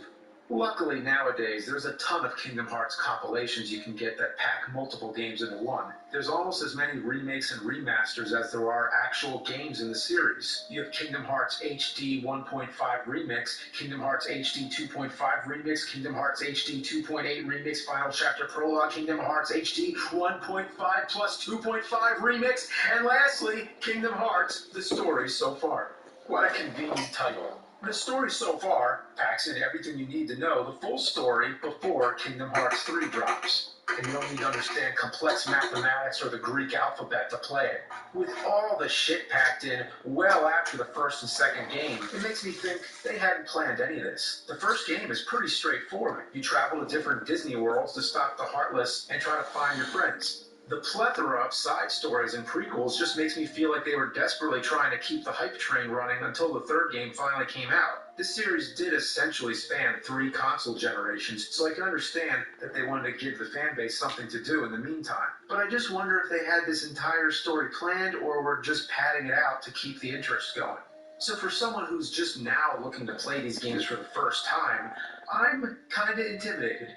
Between all the entries in the series, you're looking at over 100 hours of gameplay, and that's without even counting Kingdom Hearts 3. Well, gee, add that to the whole list of games in general that I'm trying to play, it's going to be another 13 years to do that.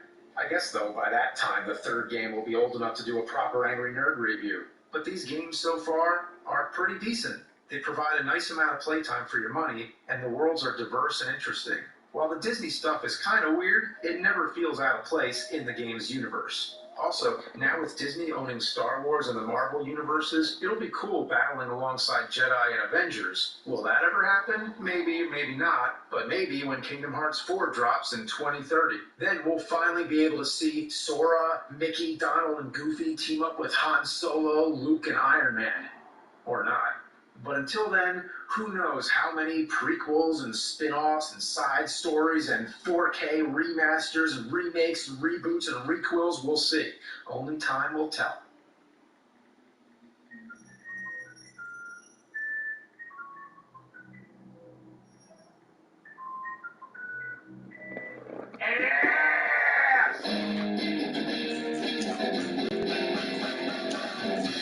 He's gonna take you back to the past to play the shitty game to suck ass. He'd rather have a buffalo, take a diary and dump in his ear. He'd rather be the rotten asshole, a broken up man down in the street.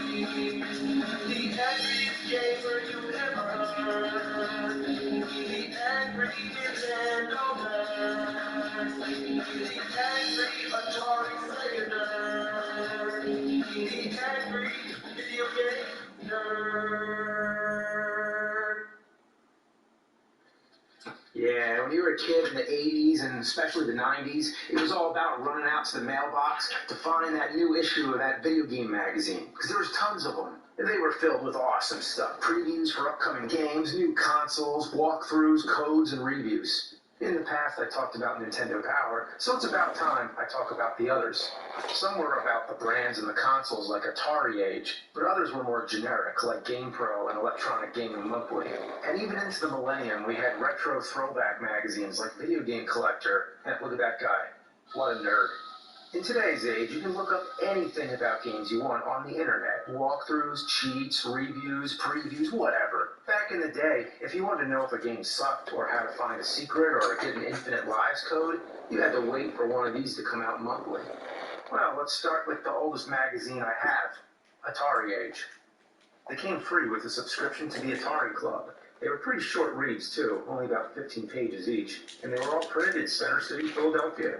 They didn't give much insight on if the game sucked. They were mainly filled with fluff pieces about new games to buy and some articles. But then again, this was Atari's official magazine, so what do you expect? I mean, Nintendo Power did the same thing. Remember it said Back to the Future had that distinct LJN style?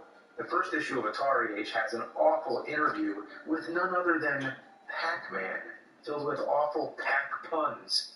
Pac-Man says, I had what you'd call a well-rounded education. I was involved in high school dramatics. I played the lead in Central High's production of Man I Love Muncher. Huh. I did more acting in college, mostly theater in the round productions. Oh, come on. Oh, I love this issue right here. E.T. on the cover. Might as well just had a sign that says the end is near.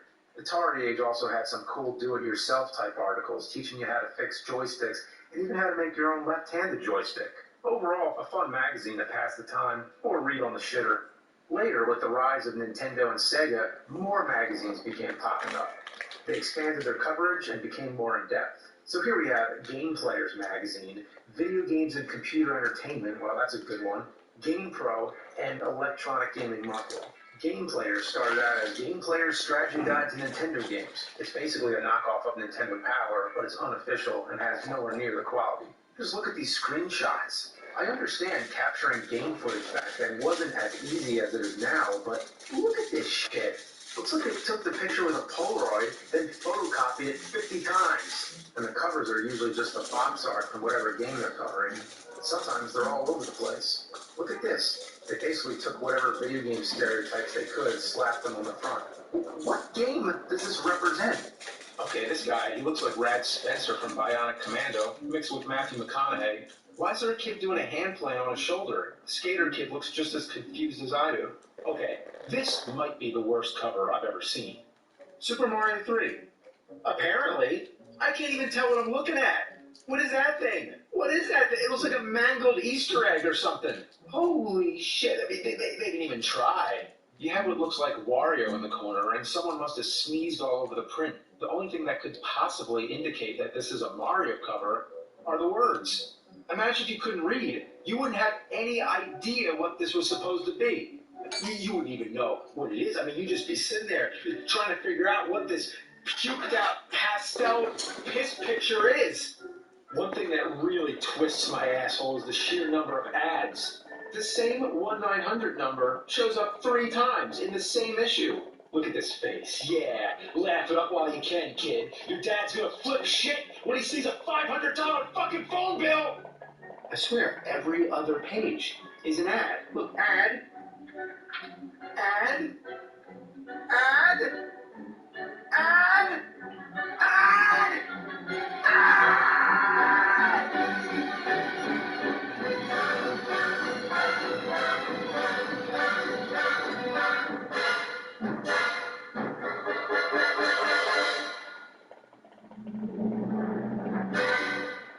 Look at this. A picture of burnt toast that's so big it takes up more than a page. I don't get it. I don't get it. The sad thing is I've reviewed most of the games advertised. There's ads for Hydlide, Super Hydlide, Street Fighter 2010, Silver Surfer, Tiger Electronic Simon's Quest, Tiger Electronic Ninja Gaiden, Kid Cool, The Power Glove, and even Bugs Bunny's Crazy Castle. The most frequent ads I've seen that come across are shitty joysticks. There's tons of them. Shitty joysticks, shitty joysticks, shitty joysticks everywhere. I don't get it. Was there something wrong with the controllers that came with the system? Oh, looky here, the U-Force. Are joysticks a thing of the past? I hope not. Seeing as most of these ads are for joysticks, they trying to put themselves out of business. Hi there. Hi, Mary Jo.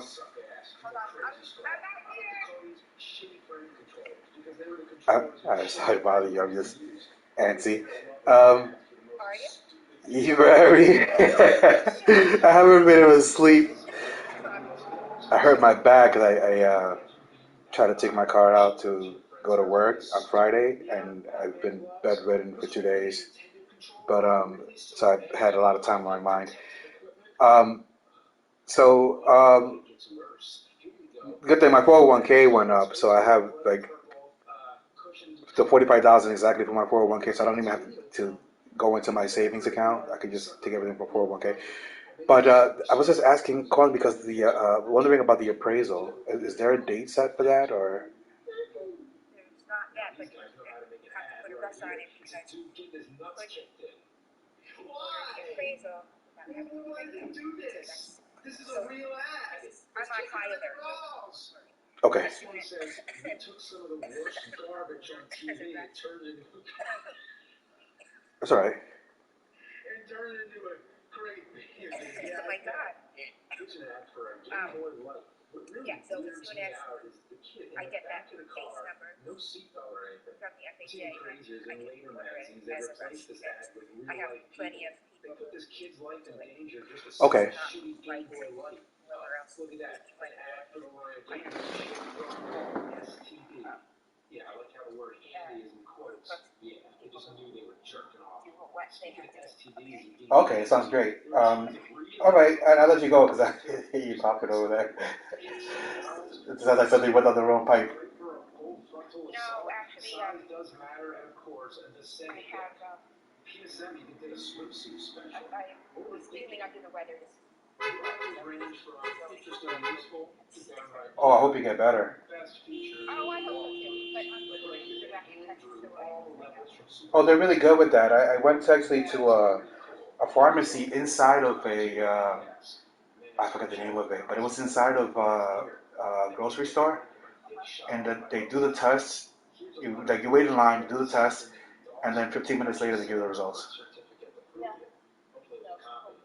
Oh, well, there's a lot of things that aren't The upcoming movie sequel. giving rapid.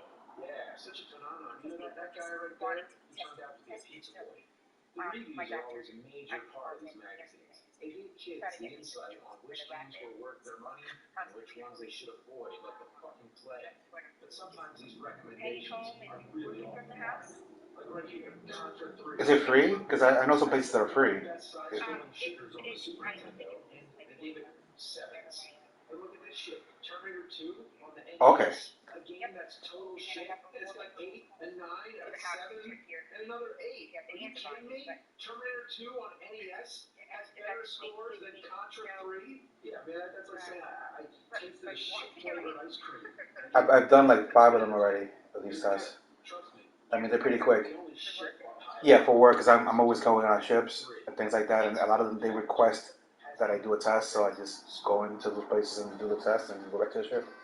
So they're pretty quick, and they're not painful like people make it seem. They just one. I haven't had a rapid but I had it tested it 3 times already, and they shove it up into your brain. Okay, just have to hold on to your nose for a little bit.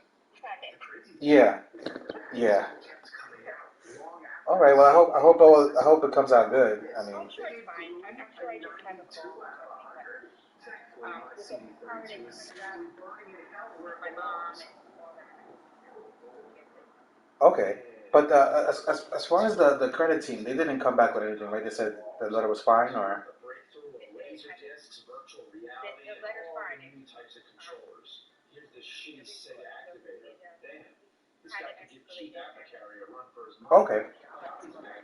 Okay. No, because my buddy, he does that stuff too, and he was like, oh well, it didn't say the opening balance on it. And I was like, I think it's fine because it says the exact number that's on the credit report.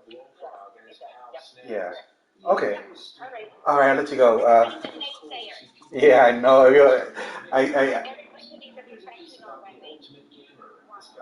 Exactly.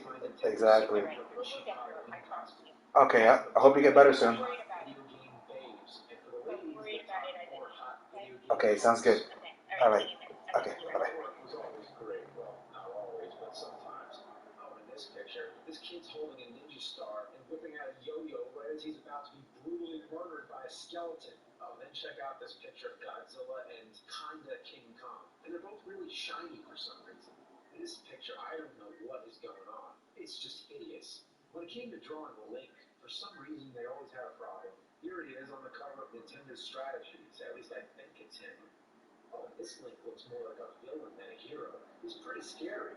Zelda's just over there chilling with Aghanim. She doesn't even look like she wants to be saved. Yeah, she's probably horrified by Link's demon spawn face. This one's not so bad, but Link looks really pissed. And this one here is like Tim Allen playing Link. Here's some fan art. Some of it is really amazing, but some of it, as you can see, it's shit. And I know that's not nice because it's probably some young kid who drew it, but the kid's grown up now, so he can handle it. It's shit. Just flipping through these magazines is like opening up a time capsule. You just can't go wrong. So, let's end with a top 5. It's the Nerd's Top 5 Most 90s Moments in Gaming Magazines. Number 5, Crime Wave. Look at this scene. I mean, look at this. Where you have this guy screaming, and then you have this guy with these cool shades, and then this girl who looks like she's falling asleep or something. Is this Dan from Street Fighter Alpha? There's this guy with a hat wearing pajamas carrying a fucking gun, and then on the ground there's all this money and guns and bullets and cocaine. In the text they're talking about drugs. It's cocaine in a gaming magazine. Number 4, this guy right here. This badass biker. Look at this full-time wearing nerd, this cool gamer kid, this punk-ass mohawk motherfucker, and then this Family Girl sitcom star, and then a bulldog with the same sunglasses as the kid, and it's all for a Pictionary game. Yeah, Pictionary. Number 3, an ad for Socks the Cat Rocks the Hill. You got Bill Clinton jamming on the sax and Socks the Cat coming out with this real badass looking grin. What the hell? And this is for a real game? Now that's 90s as fuck. Number 2, wow, look at this kid. He's saying, I mean, look at this. He's just cruising through the galaxy, surfing through space with those badass sunglasses and knee pads and that Tiger Electronic game of Narc. Yeah, motherfucking 90s. And at last, number 1. All these glorious goddamn mullets. Business in the front, party in the back. The iconic haircut of the decade. You want to look like a bad motherfucker that plays real hard, guzzles Jolt Cola, and watches nothing but MTV? You gotta roll 1090, my dude. That's 10% up front, 90 round back. Look at this Joe Cool son bitch. That's a guy who knows all the tips and tricks. Yeah, motherfuck. Man, these games, I tell you, that one's alright though. Look at that one. Oh man, most of these games are shit. I'll be right back.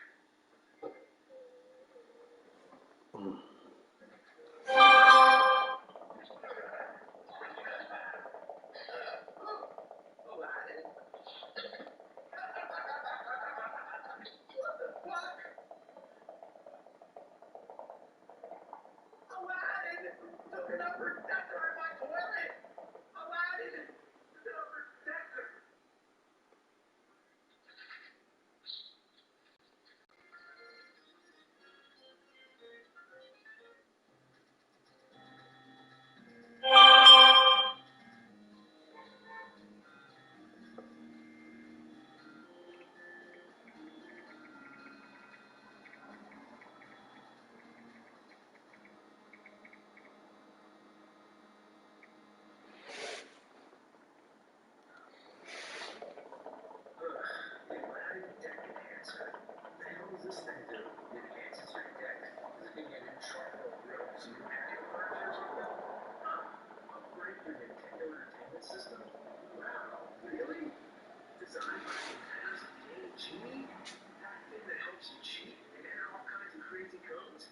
Genie was awesome, so I bet this thing will be pretty cool. 64K memory upgrade for better graphics, bigger games? Nice! Aladdin is the future in console gameplay. Okay, let's see it upgrade my NES games. Maybe it'll take shitty games and turn them into good games.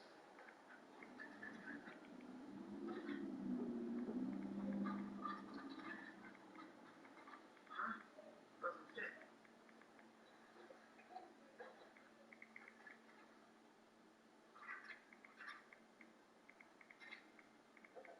Oh, I see. It has its own special cartridges. Look at that extensive library.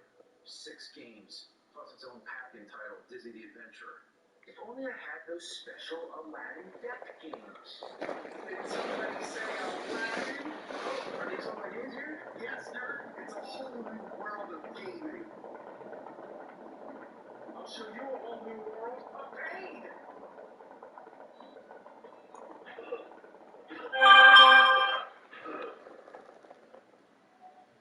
Alright. You know what? That fucker didn't give me micro machines. I'll just buy it on the internet. All right. Let's see. Wait a minute. This isn't Micro Machines for the Aladdin Deck Enhancer.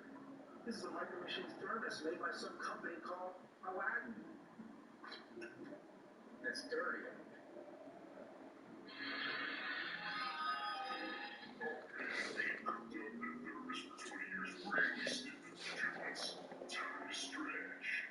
Okay, first Aladdin uppercuts my toilet, now Genie comes out of the thermos. This review's getting pretty fucky. Since you freed me, I'm gonna grant you some wishes.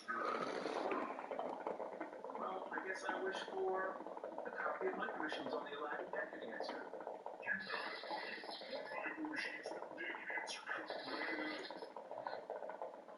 Wow, thanks. That's actually a pretty lame wish I just made. So, what's your second? Oh, nice. I get more? Yeah, you get 3 wishes already. Good. All right. Well, then I wish for you to go swimming in a septic tank. Wait, what? Yeah, you heard me. A sewage skinny dip in the most foul, disgusting, jam-packed septic tank that you could possibly find. Dang, that's messed up. Well, here you go. Oh, yeah, that thing comes back. I'm coming up with something better than a third wish. Anyway, let's play the games. First, let's start with the package game.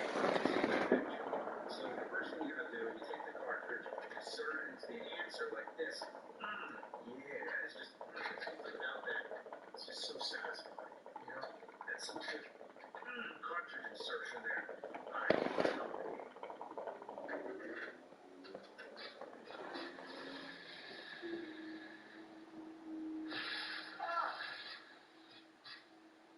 What the fuck? That almost killed me. I guess my pop loader took one too many bad games. Well, no worries. I have some alternatives. I tried a system of my own that plays NES games. None of them works. So, again, it's time to consult the internet. So, let's take a look at the Aladdin Deck Enhancer. Wait a minute. He has 2 of them? Nobody has 2. Who would own multiple copies of something that shitty? If you try to use it on a top loader, you could potentially overheat your system. It also needs... Well, I learned that the hard way. So it doesn't work in anything except the original NES. Hang on. Okay, so I tried all 3 of my original NES models. First one didn't work. Second one didn't work. Third one.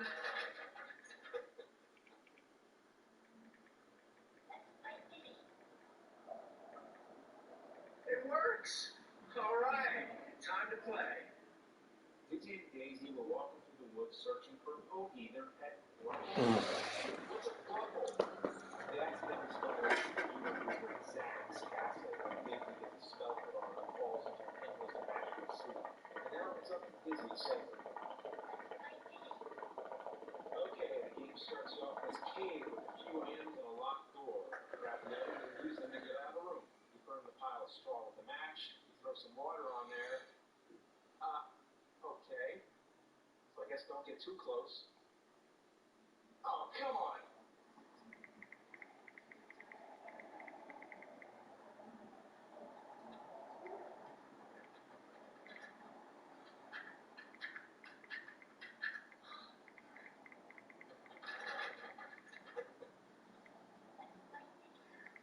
Okay, I feel a little better now. Alright, let's try to get off the first screen. So you get out of the cave and walk around, you find an item, you talk to a character, and you use the item. It's an interesting game, but kind of boring. Now, the one thing I'm really confused about here, this doesn't look any better than a regular NES game. Didn't they say that this was going to upgrade it? In what way is this enhancing my NES? It didn't work in most of them, even destroyed one. Even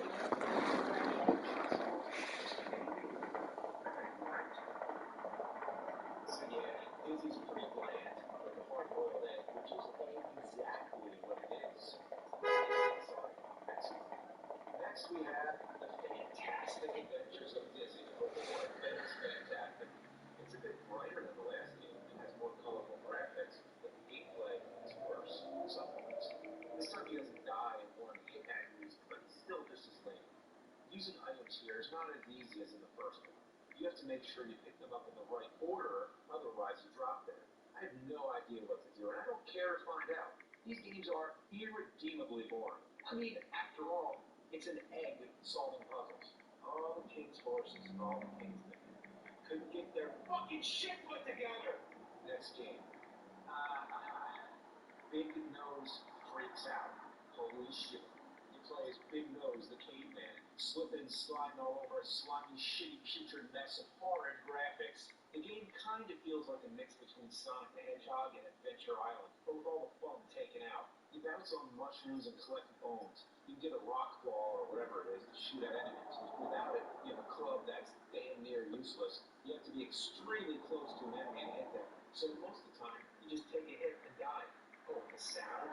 Oh, it's like an Atari game or Mega Man on DOS. I do like this intro though, with the savings and bones bank. Pretty decent pun, but they fuck it up with Bones Are Us. It's not even clever. Hope they went out of business too. Next we have Linus Spacehead's Cosmic Crusade. It starts off like a point and click, and then it goes to basic platforming with some of the worst possible controls. Linus moves as slow as duck shit and twice as slippery. Trust me, duck shit's slippery. Once Linus jumps, you better be okay with where he's going, because you can't control him after he leaves the ground. No mid-air steering, you know, like Mario. Also, he dies in one hit. So if I'm not jumping off cliffs, I'm jumping into enemies. Either way, I die. Linus Spacehead. More like Linus Shithead. Here we have Quattro Adventure and Quattro Sports. Each contain 4 different games for 4 times the suffrage. Let's start with Quattro Sports, and the first game on here, baseball. Hitting feels okay, but the ball moves really slow. Oh, pitching and fielding, those are even worse. I can't figure out how to throw different pitches, and the players on the field take forever to get to the ball. They just casually stroll on shit. Yeah, my advice, if you're a baseball fan, play any other NES baseball game. Any. Next is BMX Simulator, more like Crashing Ball Simulator. I can't stay on the bike for more than 8 seconds. The controls about as shitty as that movie Rad BMX. Soccer Simulator. For those who want a raging headache and motion sickness with their soccer game. The game always switches your control to the player closest to the ball, which should make sense, but every time it switches, I'm not ready and end up running all over the place. The soccer ball looks like a pepperoni pizza too. 3 sucky Quattro Sports games down and 1 more to go. Pro Tennis. Wow! Look at this deranged dude. Maybe he really likes tennis. The game ranges from playing like ass to playing like shitty ass. The serve seems to do whatever it wants. The window to hit is so precise. It seems to change whenever it feels like it. Sometimes I can get it and even ace the computer, but most of the time I fall. You control where you hit with the D-pad, and sometimes when I'm trying to aim the ball, I end up missing because I ran past it. Oh well. It's a Quattro Adventure. More shooting games. Let's go. Hooray! Quattro Adventure includes more Dizzy and Linus shit. Treasure Island Dizzy is definitely the worst one so far. It's slow and choppy game. Once again, Dizzy dies from everything. The worst are these death traps that just come out of nowhere and kill you with 1 hit. How is that fair? The cage that wasn't even on screen killed me? How the hell is anyone supposed to avoid that? I swear, this game was made to piss people off, to make them get buyer's remorse. Look at this. I try to get the money that's in shallow water, but Dizzy dies. This is a beginner's trap if I've ever seen one. What kind of video game character can't tread water that's just above their head? Could you imagine going to a pool or something and the second your head goes underwater, you die instantly? So fuck this game. Fuck Dizzy. Linus Shithead. Again. I see. The other game, Linus Cosmic Crusade, was actually the second game. This is the first, so forgive me for reading them out of order, if you care. First level is an underwater level. Oh boy, if you were Dizzy, you would have started the level as a corpse. You ride bubbles to the top, but watch out, they pop and have a completely random pattern. Then you have limited time. If you're not fast enough, Linus drowns. Even after you get to the top, he still loses oxygen. Is he so stupid he just forgets to stop holding his breath? The next level has killer coconuts everywhere. Ronnie's has the same shit controls as the other, so he's done. Minus Boomerang Kid. The beginning shows this dumb character. There's a little movie thing playing at the bottom. Boomerang Kid throws a boomerang and clobbers himself. Then he gets harassed by a kangaroo. When the intro shows the main character being harassed by a kangaroo and clobbering himself, you know it's going to be some fuck. You run around and collect boomerangs. Can't attack and die in one hit. That's all. There's nothing else to say. And the last Quattro adventure game, Super Robin Hood. You run around, collect the keys, treasure, and open doors. Robin Hood has this goofy smile all the time. It's slow and monotonous, like every other game so far. And remember, this isn't just Robin Hood. This is Super Robin Hood. More like Pooper Robin Hood. One fun thing though, when you die, you explode into hearts. Robin Hood explodes into hearts. Yeah. Well, all these Aladdin games have sucked so far, but I'm hoping I saved the best for last. Mic machines. Mic machines, mic machines. Feel the shitty power face? Still attraction. Press the shit, the sound of shit, it fucks you, the fucks, the ears, the fucks, the fucking blows the beach shit. It's actually not that bad. Mic machines is a decent deviation from the dismal and disgusting dodgers of the Aladdin deck enhancer, reminiscent of other racing romps resembling RC Pro and Super Off-Road. It's a radical recreational racing regalia with choose a mechanically treated compelling characters and collective configuration conveys to the car carrier. All in all, an acceptable Aladdin addition to the American Dodge and Nintendo associated units. Seems very familiar. I'm pretty sure I own this on NES.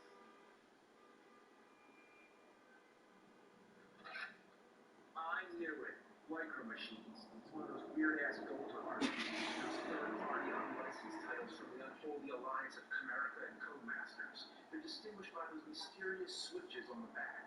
Switches have two positions, A and B. What are they for? Position B only uses position if the game does not work with position A. I guess this really confused the shit out of any kids unfortunate enough to own one of these fecal frisbees. But the real purpose was to bypass the NES lockout chip, which worked differently depending on which model NES you're using, hence the need for the switch.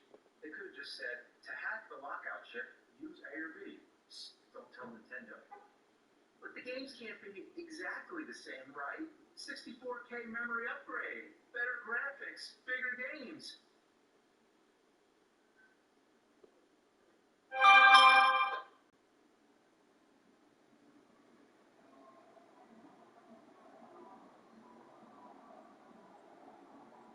But this is all just marketing. The Aladdin deck enhancer is no different than a standard Comerica cartridge.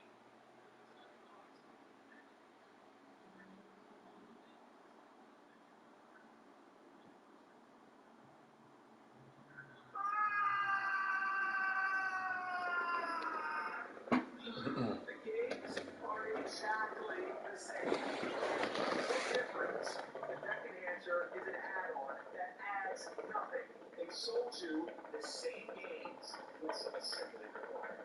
It would be like getting a new sprayer for your garden hose, but it doesn't fit unless you get some special adapter. So you buy the adapter, but the sprayer still doesn't fit. So now you have to find a completely different sprayer that only exists in special stores, and then you find out it works the same as the old sprayer, doing no better job watching away the horse shit.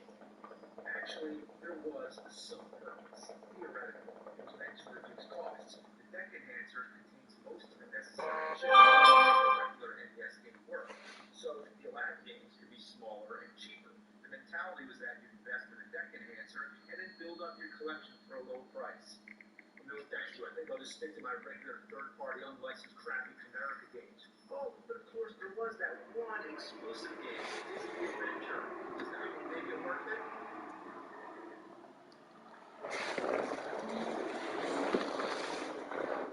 That box is a prime example of false advertising. Upgrade the Nintendo Entertainment System? More like upper decking it, and that's not a joke. I mean, it is the electronic equivalent of an upper decker. With the Aladdin, the components that normally go inside an NES cartridge are deposited into the deck. In the same way, the turds, which are usually preferred to land in the toilet bowl, are instead dumped into the upper tank. Therefore, when the toilet is flushed, the bowl fills with shit water, and after that, it's the shit that keeps on giving. Would you consider that an enhancement to your toilet? Well, give it a try, and you'll know exactly what the Aladdin done to your yes. Why does the box say Aladdin is the future in console gameplay? The Sega Genesis and Super Nintendo were already out. That's like saying you invented a brand new car that's got new safety features and uses clean energy, but it's got wheels tied to it and runs on coal.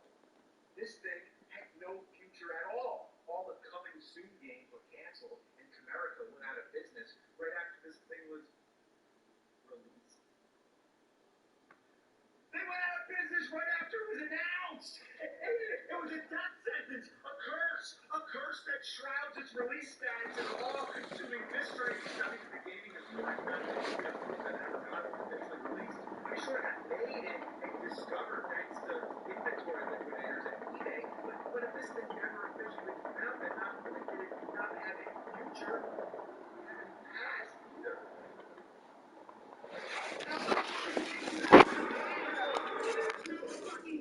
And the Hornets making a change here. Martin's checked in. And talk about playing small. Last year, Charlotte had Rozier and Devontae Graham on the floor together for much of the time. Both players right around 6'1". But you know what? They held their own. 151 left in the fourth quarter of this one. Charlotte has gone over 3 so far in the fourth quarter from long range. Rozier for 3, controlled in by Los Angeles. Junior's got rebound number 5 here tonight. And of course, Rozier played a fair amount of off guard before he came to Charlotte. And getting back in Boston, he learned how to move without the ball, where to spot up, and those may have been hard. No way! No way!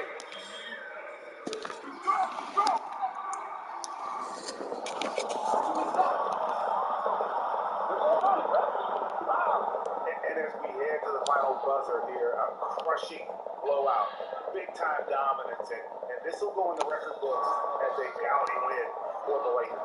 This was a team performing to its fullest capability.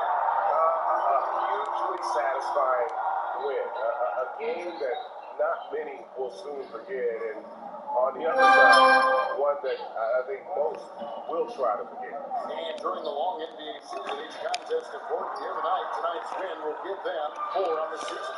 And so they win their first game against this squad. It's a 2-game season series, and they'll be going for the 6th the next time they face off. And what a tremendous stand-up performance it was for Junior. Boy, it was amazing the level of chaos he caused.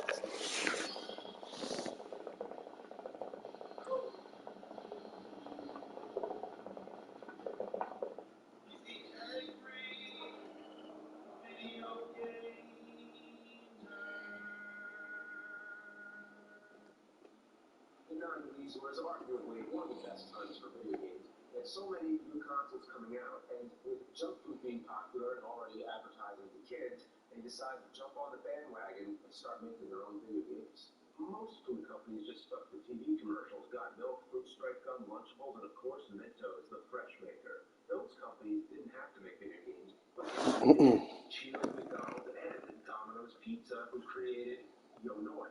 What's the deal with the Noi? What kind of drugged-up fever dream spawned this mutilated mascot monstrosity? It's a creepy guy wearing a red rabbit suit. And why does he ruin pizzas? What are they thinking? Most junk food games are just a bunch of business bullshit from the wasted imaginations from all the corporate fat cats. So, get out your pooper scooper, let's dig out this piss litter of a game.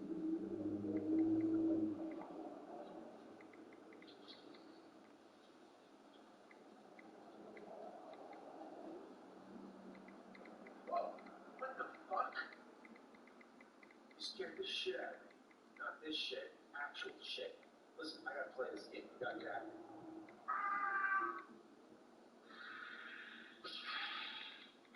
What? Drink? How do you play drink? What kind of title is that? The back is in Japanese. And the side has the title in Japanese, and then the other side has it in English. Pepsi Man. Pepsi Man.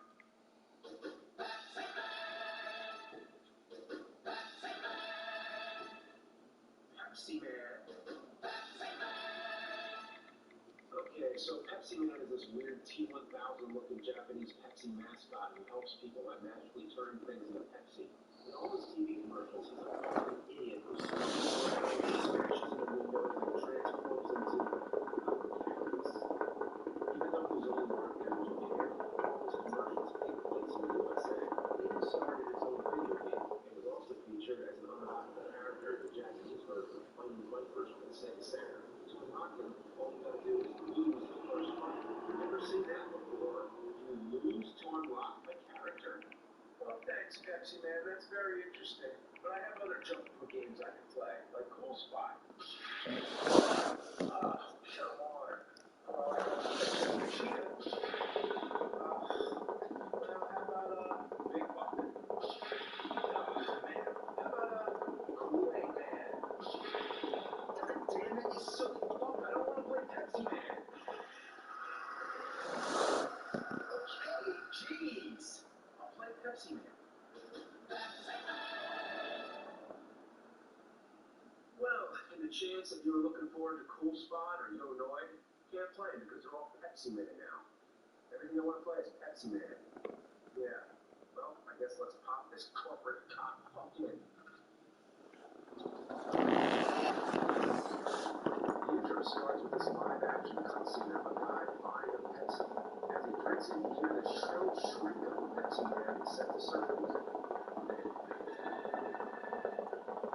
Then he stares into the can. Okay, so is Pepsi Man in the can now? I don't even get it. This is fucking stupid. I'm not playing. Okay, I'll play it.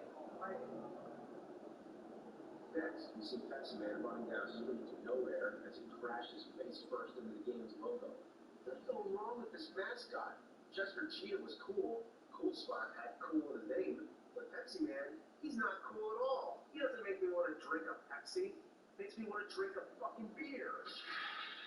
What? I said, it makes me want to drink a fucking beer.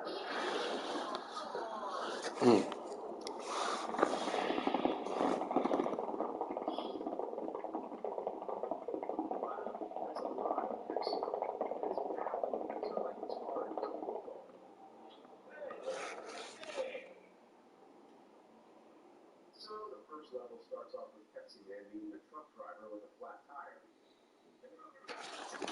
Challenging ball handlers, getting into passing lanes, racking up a number of steals that help demoralize his opponent.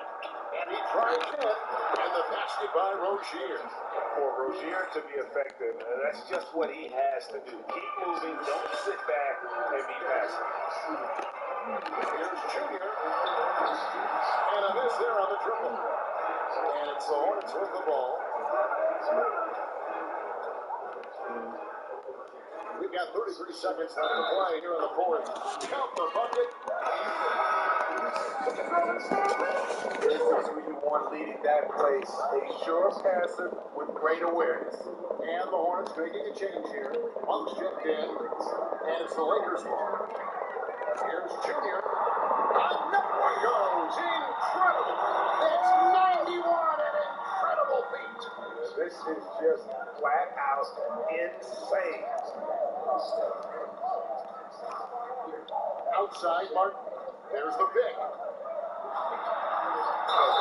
And he gets the whistle.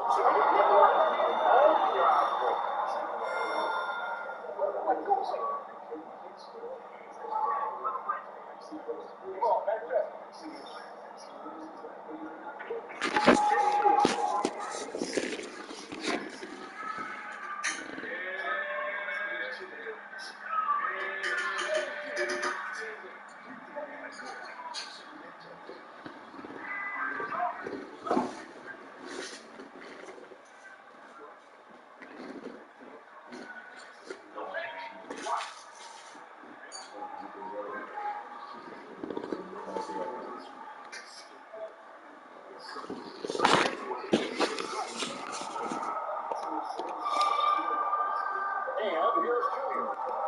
From outside the arc, here's another three for the Lakers.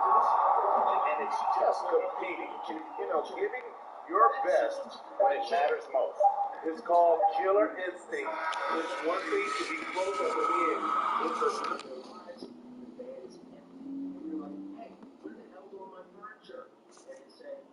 Another to finish. So what's the latest? Junior, got a few minutes for Nick. So congrats on what was an incredible display out there. You played your way right into it. What allows you to have this kind of performance?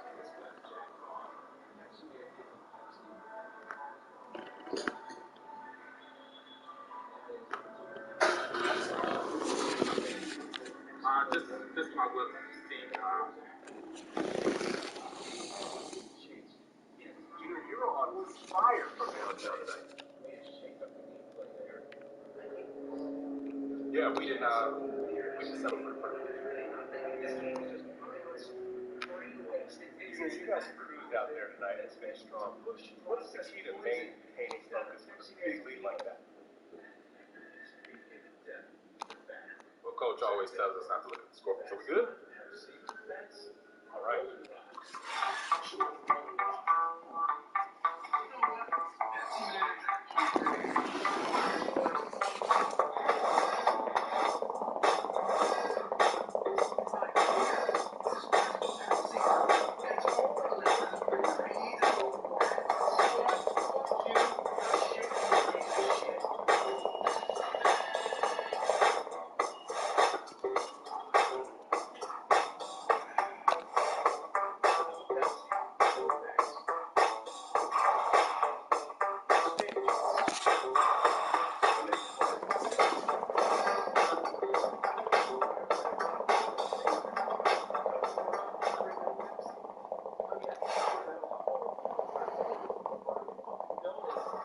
Treat their burns with some Pepsi. That's the Pepsi man.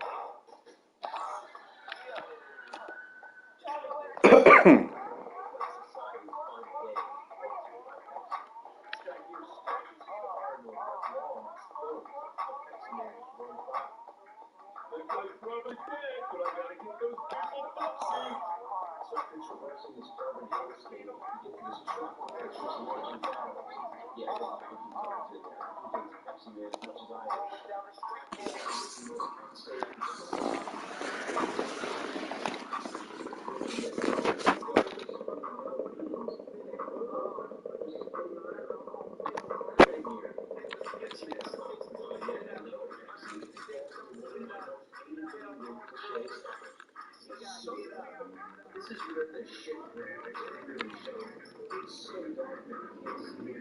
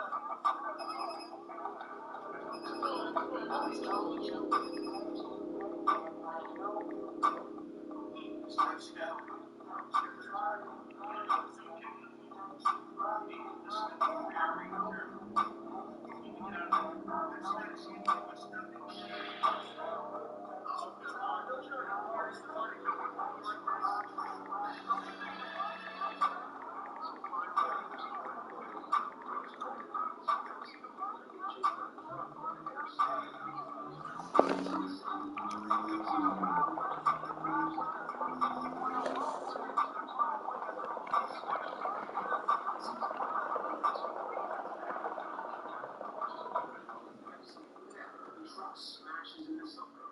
Pepsi Man takes no mind and just keeps on running like Forrest Gump.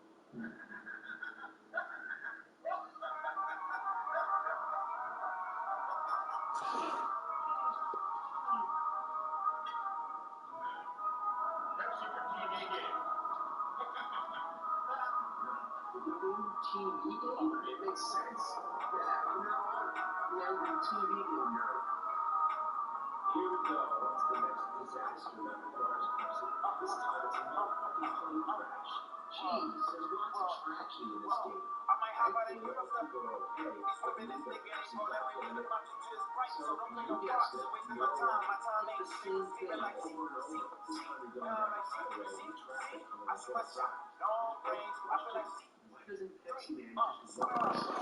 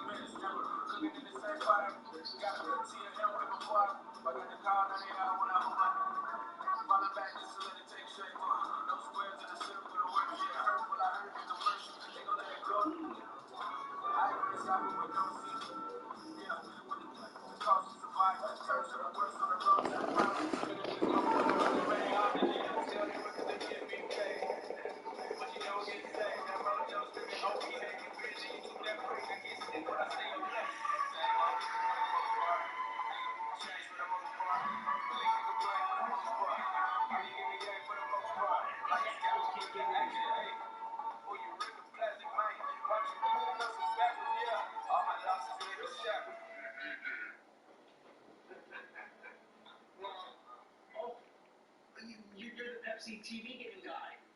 Hey, and why do you say TV games? There's no way to explain it now. We're trying to destroy the press.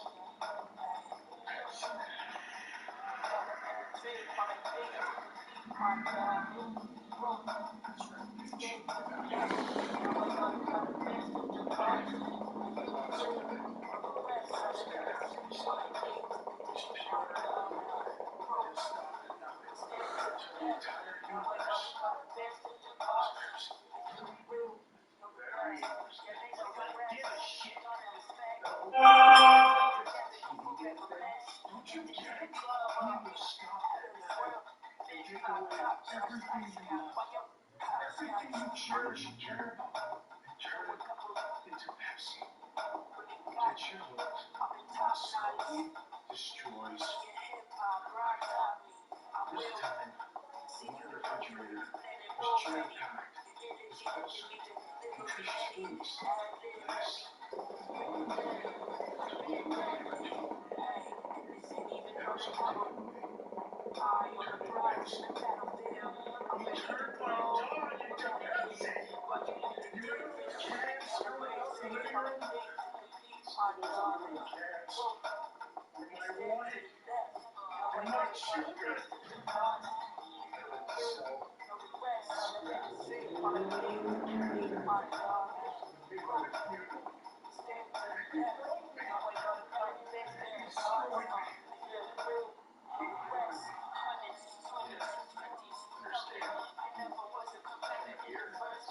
you gotta help me.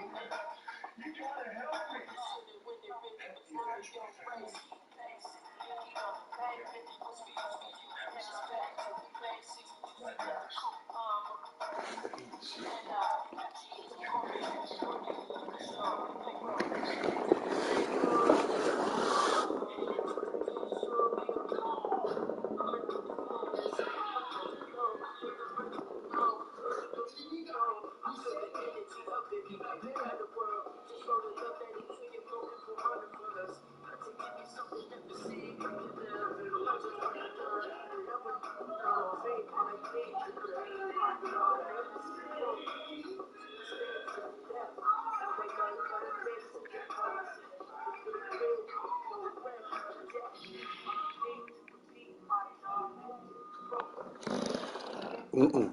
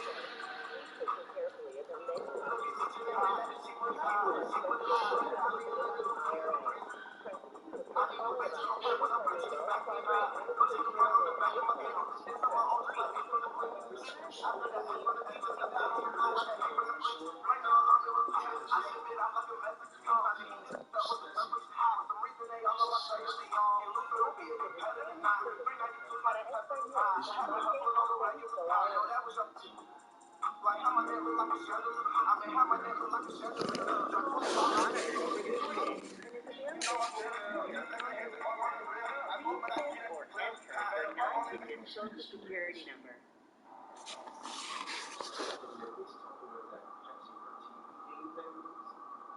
Actually, I remember any of that. My brain is literally just Thank you. Now, please say or enter your personal identification number or PIN.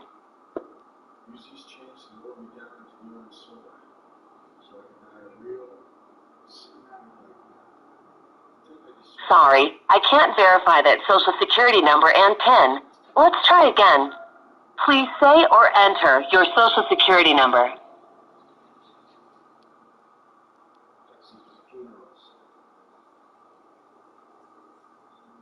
Thank you. Now, please say or enter your personal identification number or PIN. I don't have one.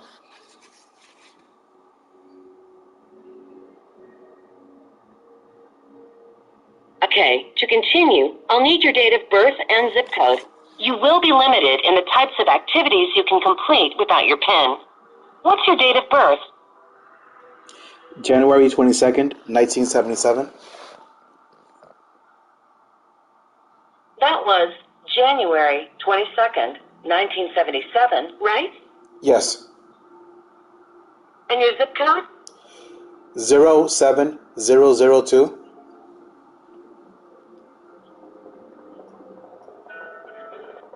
Thanks.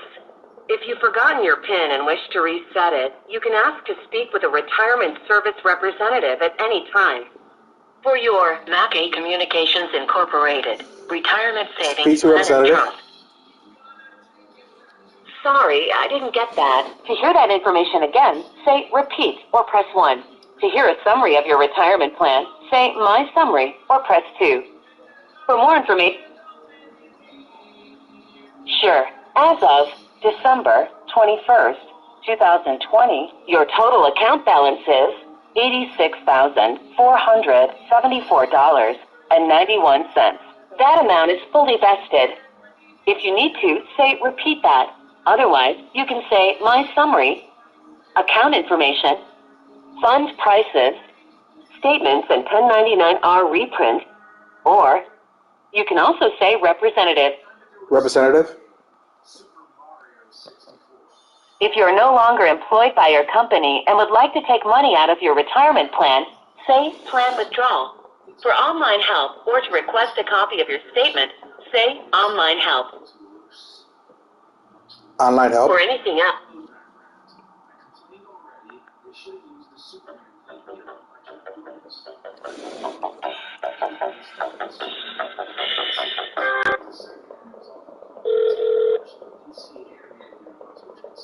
Welcome to the Retirement Service Center.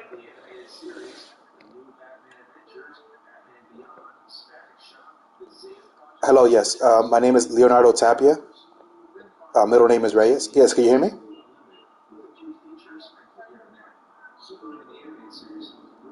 Can you hear me now? Yes. The reason why I'm calling is because I try to get an online statement, but it doesn't give me an option to.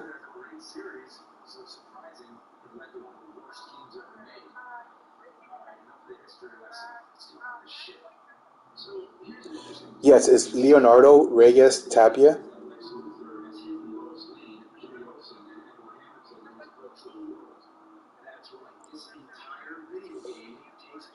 It's McKay Communications, and my date of birth is January 22nd, 1977. It's 1020 Broadway, Bayonne, New Jersey, 07002. My phone number is 201-687-8210.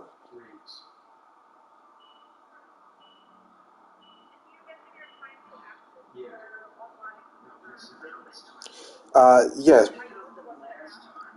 I'm on the app, actually. Oh, okay.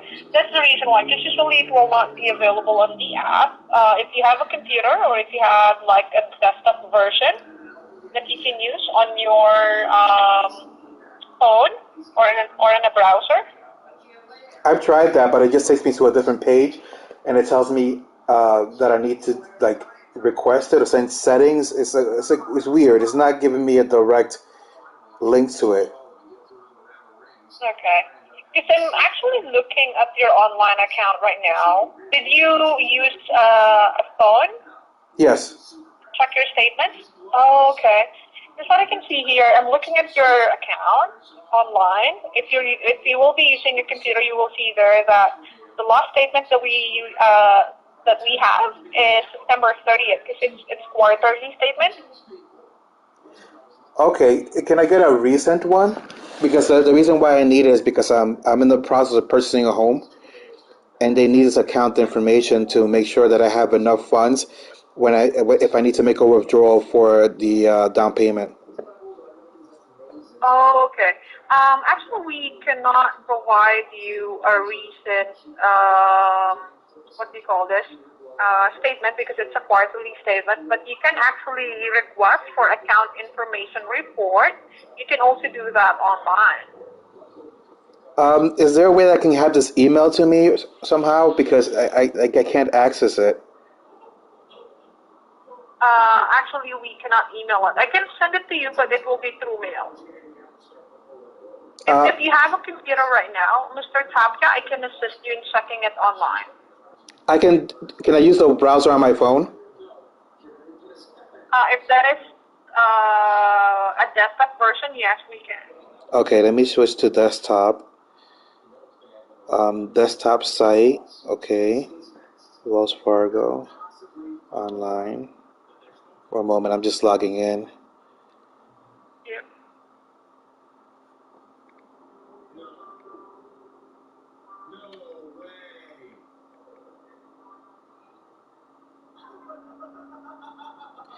Okay, I'm in now. All right. Are you in my account? Under your. It says Wells Fargo, then underneath it says account summary, and it has McKay Communications listed there. Okay. Can you click on the McKay Communications? Okay. Okay.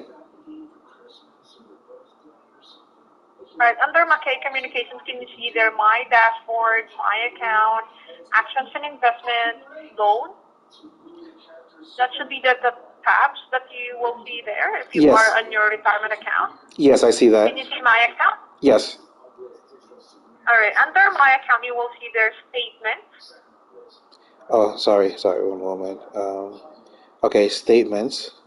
It's so hard on the phone. Yes, then you will see their view statements and account information report. The account information report is the one that you can request from October 1st until December 21st, which is today. Okay. There is a summary there where you can print it out online. But if you want, there's a summary that you can print online, or we can mail it to you. Can you see the option wherein it's printable online? Yes. Now. Yes, that's the one. That's the information that we can provide to you as well, since the statements is actually quarterly statements. The last one will be for the end of December. That's the one for the fourth quarter.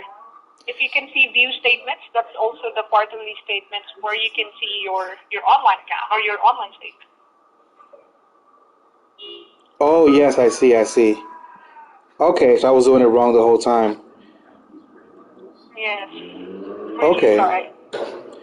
Okay, all right. So then that account summary should be good because they need to see the current balance. So that one, I think. You can actually do the. Say again. If you can do the account information report, that's the latest one. It's just that it's not the statement. It will just provide you the information that is with the balance, with your account, the recent transactions. That works great. Also, I have a quick question. What type of withdrawals can I make? I know I could take a loan. If I take a loan, let's say I take a loan and I request it today, how soon would that be deposited into my checking account? For the direct deposit, 1 moment. What is the name of your bank? Because there's actually no bank information here for the direct deposit. It's a TD Bank. Okay. We can process that once TD Bank is it's not included anymore for the early warning system bank. Do you have other bank aside from that? No. Yes, we can only do direct deposit to the banks that is a member of early warning system banks. So TD Bank is not available, so we cannot do a direct deposit on that. But if you want to know the processing for loan, one moment here. There's two types of loans that we can provide you, Mr. Tapia. It's either to purchase a primary residence that requires additional authentication or additional documents. So what will happen is we will be sending you documents and paperwork that you need to fill out. And the other one is for the general purpose loan, which is for any personal purposes loan, and doesn't need documentation. Once in the processing for this is 3 business days plus the mail time of the check. Okay. And what are the differences between the two loans? I'm sorry? What is the difference between the two loans? The general loan definitely doesn't require any documentation. It's only for any personal purposes. For the other one, the purchase of primary residence, definitely if you want to purchase a primary home, and the terms is longer. For the general loan, terms is only from 12 months to 60 months, and for the purchase of primary residence, that's 12 to 120 months, and this requires additional documentation, Mr. Tapia. Okay. All right. And you said, but if I get a, so I can open up an account. If I open up an account with Wells Fargo, you said I can get it within 48 hours. Is that the? Not actually 48 hours, because the processing time is still 3 business days. Then direct deposit will take 24 to 48 hours. More or less 4 to 5 business days. 4 to 5 business days. Okay, all right. So then I will have to open up an account then with Wells Fargo. What's the minimum that I need to open up an account with Wells Fargo? That I cannot guarantee you. I'm sorry, we're not on the bank side. Or I can open up what banks can I use basically for the direct deposit? Sorry, I cannot provide you that information. Oh, that's going to be difficult because I know that our closing date is for the 15th of January, but you cannot provide that information. So if I try to do it through TD Bank, you said it just won't go through. So I have to wait for the check to be mailed in. I'm sorry, what is it? You said that if it's a bank that you cannot do direct deposit through, then I would have to wait for a mailed-in check? Yes. And how long does it take normally for the check? Email. What's that? So if you want the check to be mailed, usually 3 business days is the processing time. Then mail time is usually maximum of 10 business days, depending on the mail volume. Can you tell me if at least Wells Fargo is one of the banks? Because I'm going to be running out of time. Yes, it is. It is? Okay. All right, so then I'll try to set up a Wells Fargo account. I'll go to one of the local banks here and see what the time is to set up an account. Do they have online banking? Can I set up an account online? That I cannot guarantee, Mr. Tapia, because we only handle retirement account. You can, if you want, you can call I can transfer you to the bank side. Okay. And what paperwork is? Our banking institution. What before that? What paperwork will be needed for the primary residence loan? That one moment.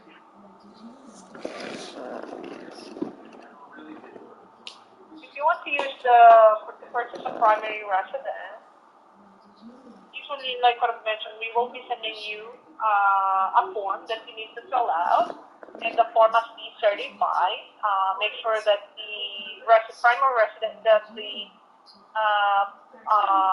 certified that this is for your primary residence, address of the house that is being built, and that will be the house of the specific property that you would like to purchase. Then the purchase price to show the amount approved for, and closing date, signature of the seller, and signature of the buyer. Usually this is just the form that you need to fill out, Mr. Tapia. Okay. And make sure that this is your primary residence. It cannot be pre-existing or manufactured, or this can be pre-existing or manufactured, as long as this is under your name or your spouse name. This cannot be used for rental, second home, or a land-only purchase. Okay. All right. So, yes. Okay. So, can you transfer me then to the banking? Okay, one moment. Thank you very much. You're welcome. Is there anything else that I can assist you with? Oh, that'll be all. Thank you so much. You're welcome. One moment. Bye-bye. I'll connect you now, okay? Thanks.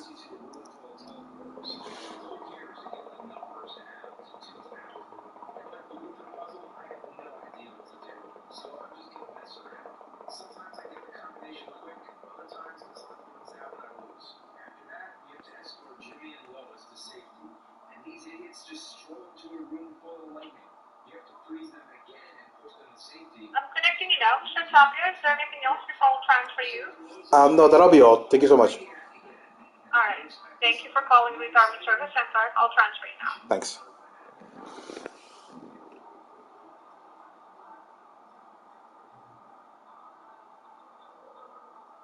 He's down, he destroys some bombs, and of course, another ring instead of just kidding. Superman brings his friends to the real world, and Luthor gets away. It's not actually allowing me to transfer you. One moment. If anything, I could just reach out to them. I actually have a bank that I can just go to locally, so. Okay. All right, thank you so much. It's not allowing me to transfer you. I'm sorry. Thanks. That's okay. All right, have a good day. Thank you for calling Retirement Service Center. All right, bye-bye. Bye-bye. According to Titus, after all the changes they were forced to make to the Nintendo version, the license ran out and they couldn't release it. Instead, we got this rancid anus target game holiday 3 rings of face.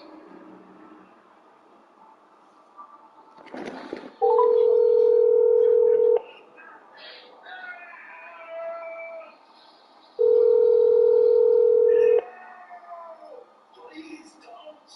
Don't hurt the good innocent games!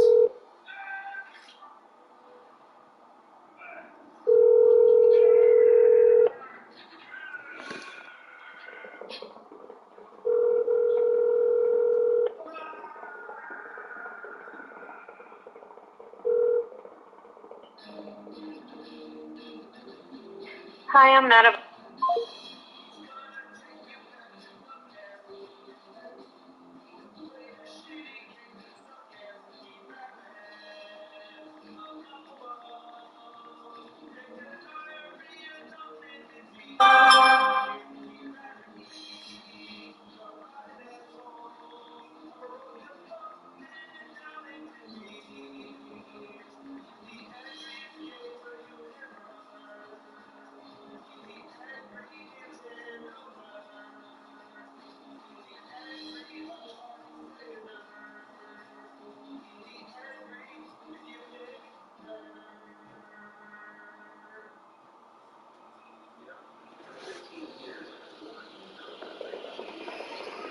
I've been so focused on taking back to the past, I kind of forgot about the present. So let's play something recent for a change. PlayStation 4. Yeah, let's go all the way. Let's try out Life of Black Tiger. It was originally a mobile game for the iPhone and Android, eventually ported to the PS4 in 2017.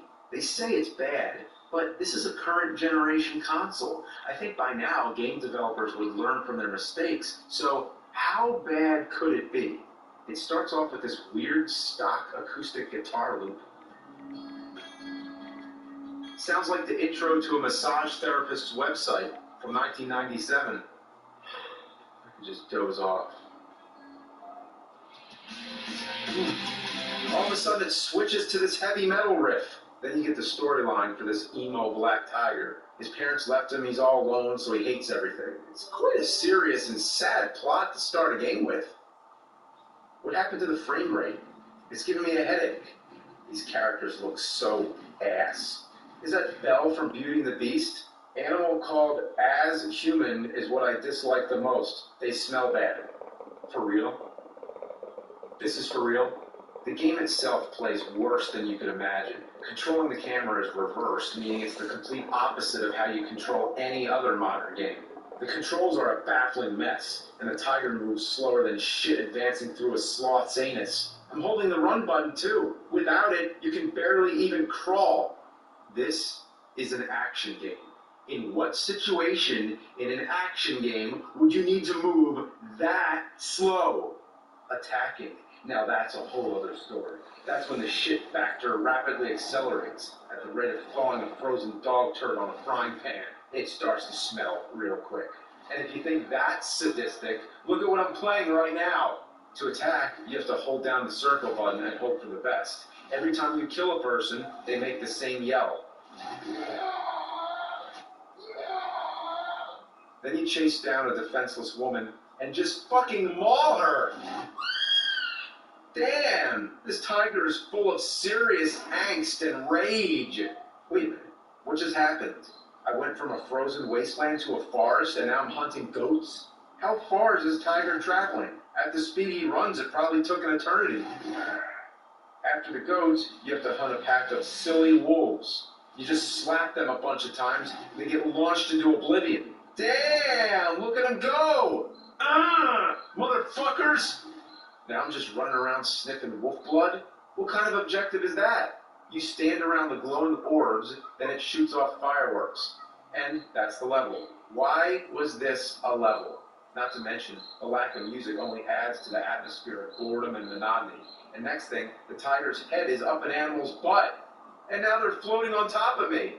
Well, I didn't know they still made shit like this. How did this happen? This is the most modern game I've ever played on the show, and it sinks to the furthest depths on the shit scale. When ranking terrible games, there's usually a certain level of playability. Even though I maintain Jekyll and Hyde is the worst game I've ever played, there's still that unholy category that lies underneath. Games that can't even be called games. So Life of Black Tiger is one of the worst things I've tried to play. And it's PlayStation 4. How did this happen? I know it was originally on the mobile phone, but still, they sold it on the PlayStation Store. Who made this? So it's a company called One Games. I wish it were Zero Games. But no ordinary game designer could have created anything so vile and putrid. Something like this requires some high-level excremental expertise. This could only be the work of one person. A person by the name of Fred Fox. Fred Fox! Fred Fox! Fred Fox! Fred Fox. For Fred Fox's sake. And at the heart of it all, arch nemesis, Fred Fox. It did. And I think it's about time Yeah, so that part is done. The credit stuff is done. Thanks, babe. Be happy for us. Be happy for us. We're not married. I'm like going crazy today, worrying about stuff. Are we on the phone all day? Not yet, babe. Not yet. But yeah. Yeah. So that part is done. You know, but that part is done. So. They say we're not married, but you don't know. Yeah, so that's why I'm saying, happy for you. Yeah. But babe, yeah. So that part is done. Oh my God. Ooh. So they were like, oh, well, you have this other account there, this and that. And I was like, oh, well, do we have to pay that now? And they're like, no, you can take care of that at closing. So I was like, all right, cool. So I called the 401k people, and they were like, oh, we don't do direct deposits to the we don't do direct deposits to the TD Bank, so I had to open up a Wells Fargo account. But they won't tell me which accounts they do direct deposit, but they said Wells Fargo is one. So Wells Fargo, I'll just make an account with them, just so I can get the money deposited there, But I have to wait until I get paid, so I have to wait until next week, next Friday. I'll open up an account, put like $100 there, open up a checkings account, and then once I open up that account, then I can transfer money over to the TD Bank account. Yeah, but the check is long processing. 3 days processing for the check, and then 10 days for mailing. So that's that's half a month right there. So I'd rather not do it that way, because then I have to deposit it into my account and then wait for it to clear. So it's a lot, And the 15th is the closing date. So yeah. So yeah. Well, there's still more to do. I'm not, I can't slow down yet. I still have to make a lot of stuff happen from now till then. But at least the mortgage, the lenders are going through doing the appraisal and all that. So that's the final step. Hold on 1 second, because I was emailing the lenders the whatchamacallit. I'm emailing them my bank statements and my 401k statement.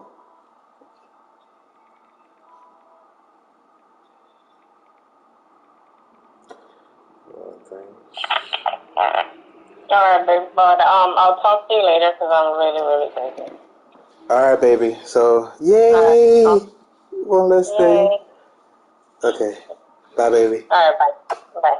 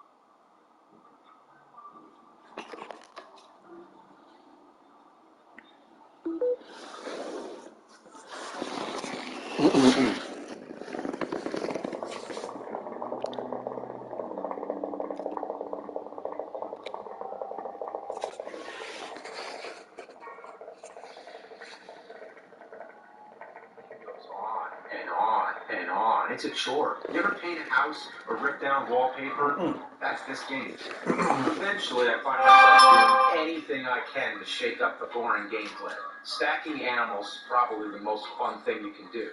Here, I got a group of elephants to merge into a fucked up monstrosity. Look at that. It's all tusks and skin. That's some goddamn nightmare fuel. Here, I got a stack of buffalo. Playing this game, I'd rather have a stack of buffalo take a diarrhea dump in my ear. Like when you pour champagne into a stack of glasses, except it's stacked buffalo spraying liquid anus juice. Trust me, I've had that happen to me more times than I'd like to remember. You ever have an ear infection? You know, you can't hear, and it hurts when you chew, and your balance is off. But I digress. Eventually, the game really takes a dark turn. The forest begins to die, and you have to resort to scavenging decomposing corpses to live. But eat the wrong one, and you're dead. That's what happens when you eat bear ass. Trust me, I've seen a lot of my friends die young, tossing bear salad. Actually, spoiler alert, the forest is dying because the humans have poisoned the animals in an attempt to kill the black tiger. Remember those people we killed in the first level? Well, it's coming back to bite the tiger in the ass. These humans are no joke. They burn the forest, kill the female tiger, and steal the baby. That's some fucked up shit right there. I didn't pull any punches with this. This is my magnum opus. And it's not the first time I've used magnum today. I get it. Eventually, you have to fight the humans to get your child back, which takes a while. I wasn't sure what to do at first because they kept on coming. You have to keep killing them until the game decides it's enough. But eventually, the game will end after you kill enough people. I love this right here. If you kill a group of humans at the same time, the sound clip of them screaming doubles up, and you get a sonic death scream. Damn, that could probably blow out your speakers if you got enough kills going on at the same time. After saving your baby, you begin the game again, but this time as the human whose mother you killed at the very beginning of the game. That's an interesting concept, but it's more of the same bullshit. One level has you poisoning the corpses and burning the forest from the core. Then you kill the female tiger. It's basically the last few levels told from the perspective of the humans. Here I have to hunt rabbits again. The last rabbit ended up hopping up the mountain and won't come back down. At first I thought I was fucked, but then I ended up walking up this hill and reaching the boundary of the whole level. It's like big rigs, just a piece of land floating in an endless limbo of three-dimensional garbage. Calling this game unfinished would be a compliment. This game is so unfinished it's almost non-existent. In the thrilling conclusion, he ended up killing the black tiger. But didn't the black tiger kill everyone and escape with his son? What the hell is going on? It's an artistic interpretation of jungle life, you uncultured swine. I'm a goddamn artist, and this is my masterpiece. Obviously, too artsy-fartsy for your plebeian palate. Are you doused in urine? From head to toe. So you kill the black tiger and are greeted with the most horrifying end cutscene I've ever seen in video games. Whoa. Wow. My mother is just in front of me. How much I miss her and won't be parted again. So this was like a near-death hallucination because the tiger killed him and now he's seeing her in the afterlife? I told you this game is really deep. Its rich narrative is filled with sadness, triumph, controversy, betrayal, and existentialism. No, it's horrible, and I need to warn the public not to play it. Too late for that, nerd. Now that you've covered it, more people will buy it. And at $10 a pop, time of 2 million copies, I can buy all the rare and erotic animal species I want. Erotic? Don't you mean exotic? I know what I said. And now, nerd, you will join me in showing the world the dark side of the PlayStation Store. No, I'll never join you. Oh, yes, you will. And we'll even put out a commercial. And you'll help me film it. No. Oh, yes, you will. And I even have the star performer for it. Who? Oh. Hey, you fucking kids! Get ready for a rumble in the jungle! Like a black tiger! You're a mean, badass, edgy as fuck black tiger! Kill half the wildlife population! Just hear it from Fred Fox! This ain't just a game. It's a way of life. Like a black tiger! Slap the fuck out of crocodiles, chickens, and wolves! Even bunnies! Send those fuckers into the stratosphere!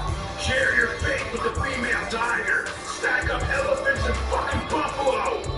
Nothing says romance, like honey, I'm bringing you a stack of rhinoceros with hardcore tiger fucking. Like a black tiger! Earn points to play as a flock of chickens, a bunny, or a hunchback bear!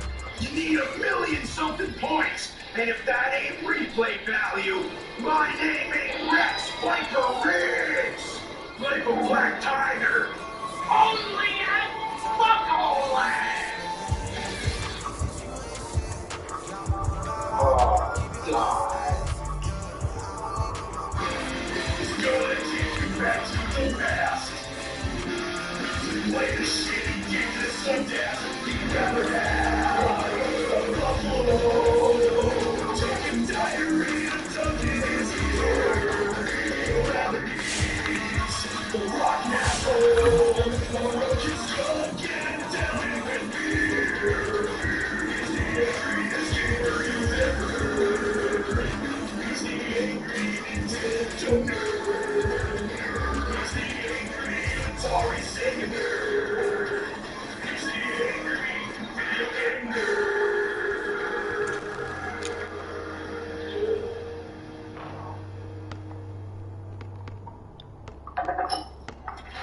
Oh, hey, you're back. Again. You wanna play some more shitty games?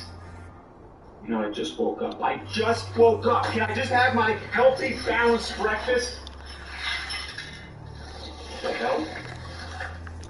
Chex Quest? A game inside a cereal box?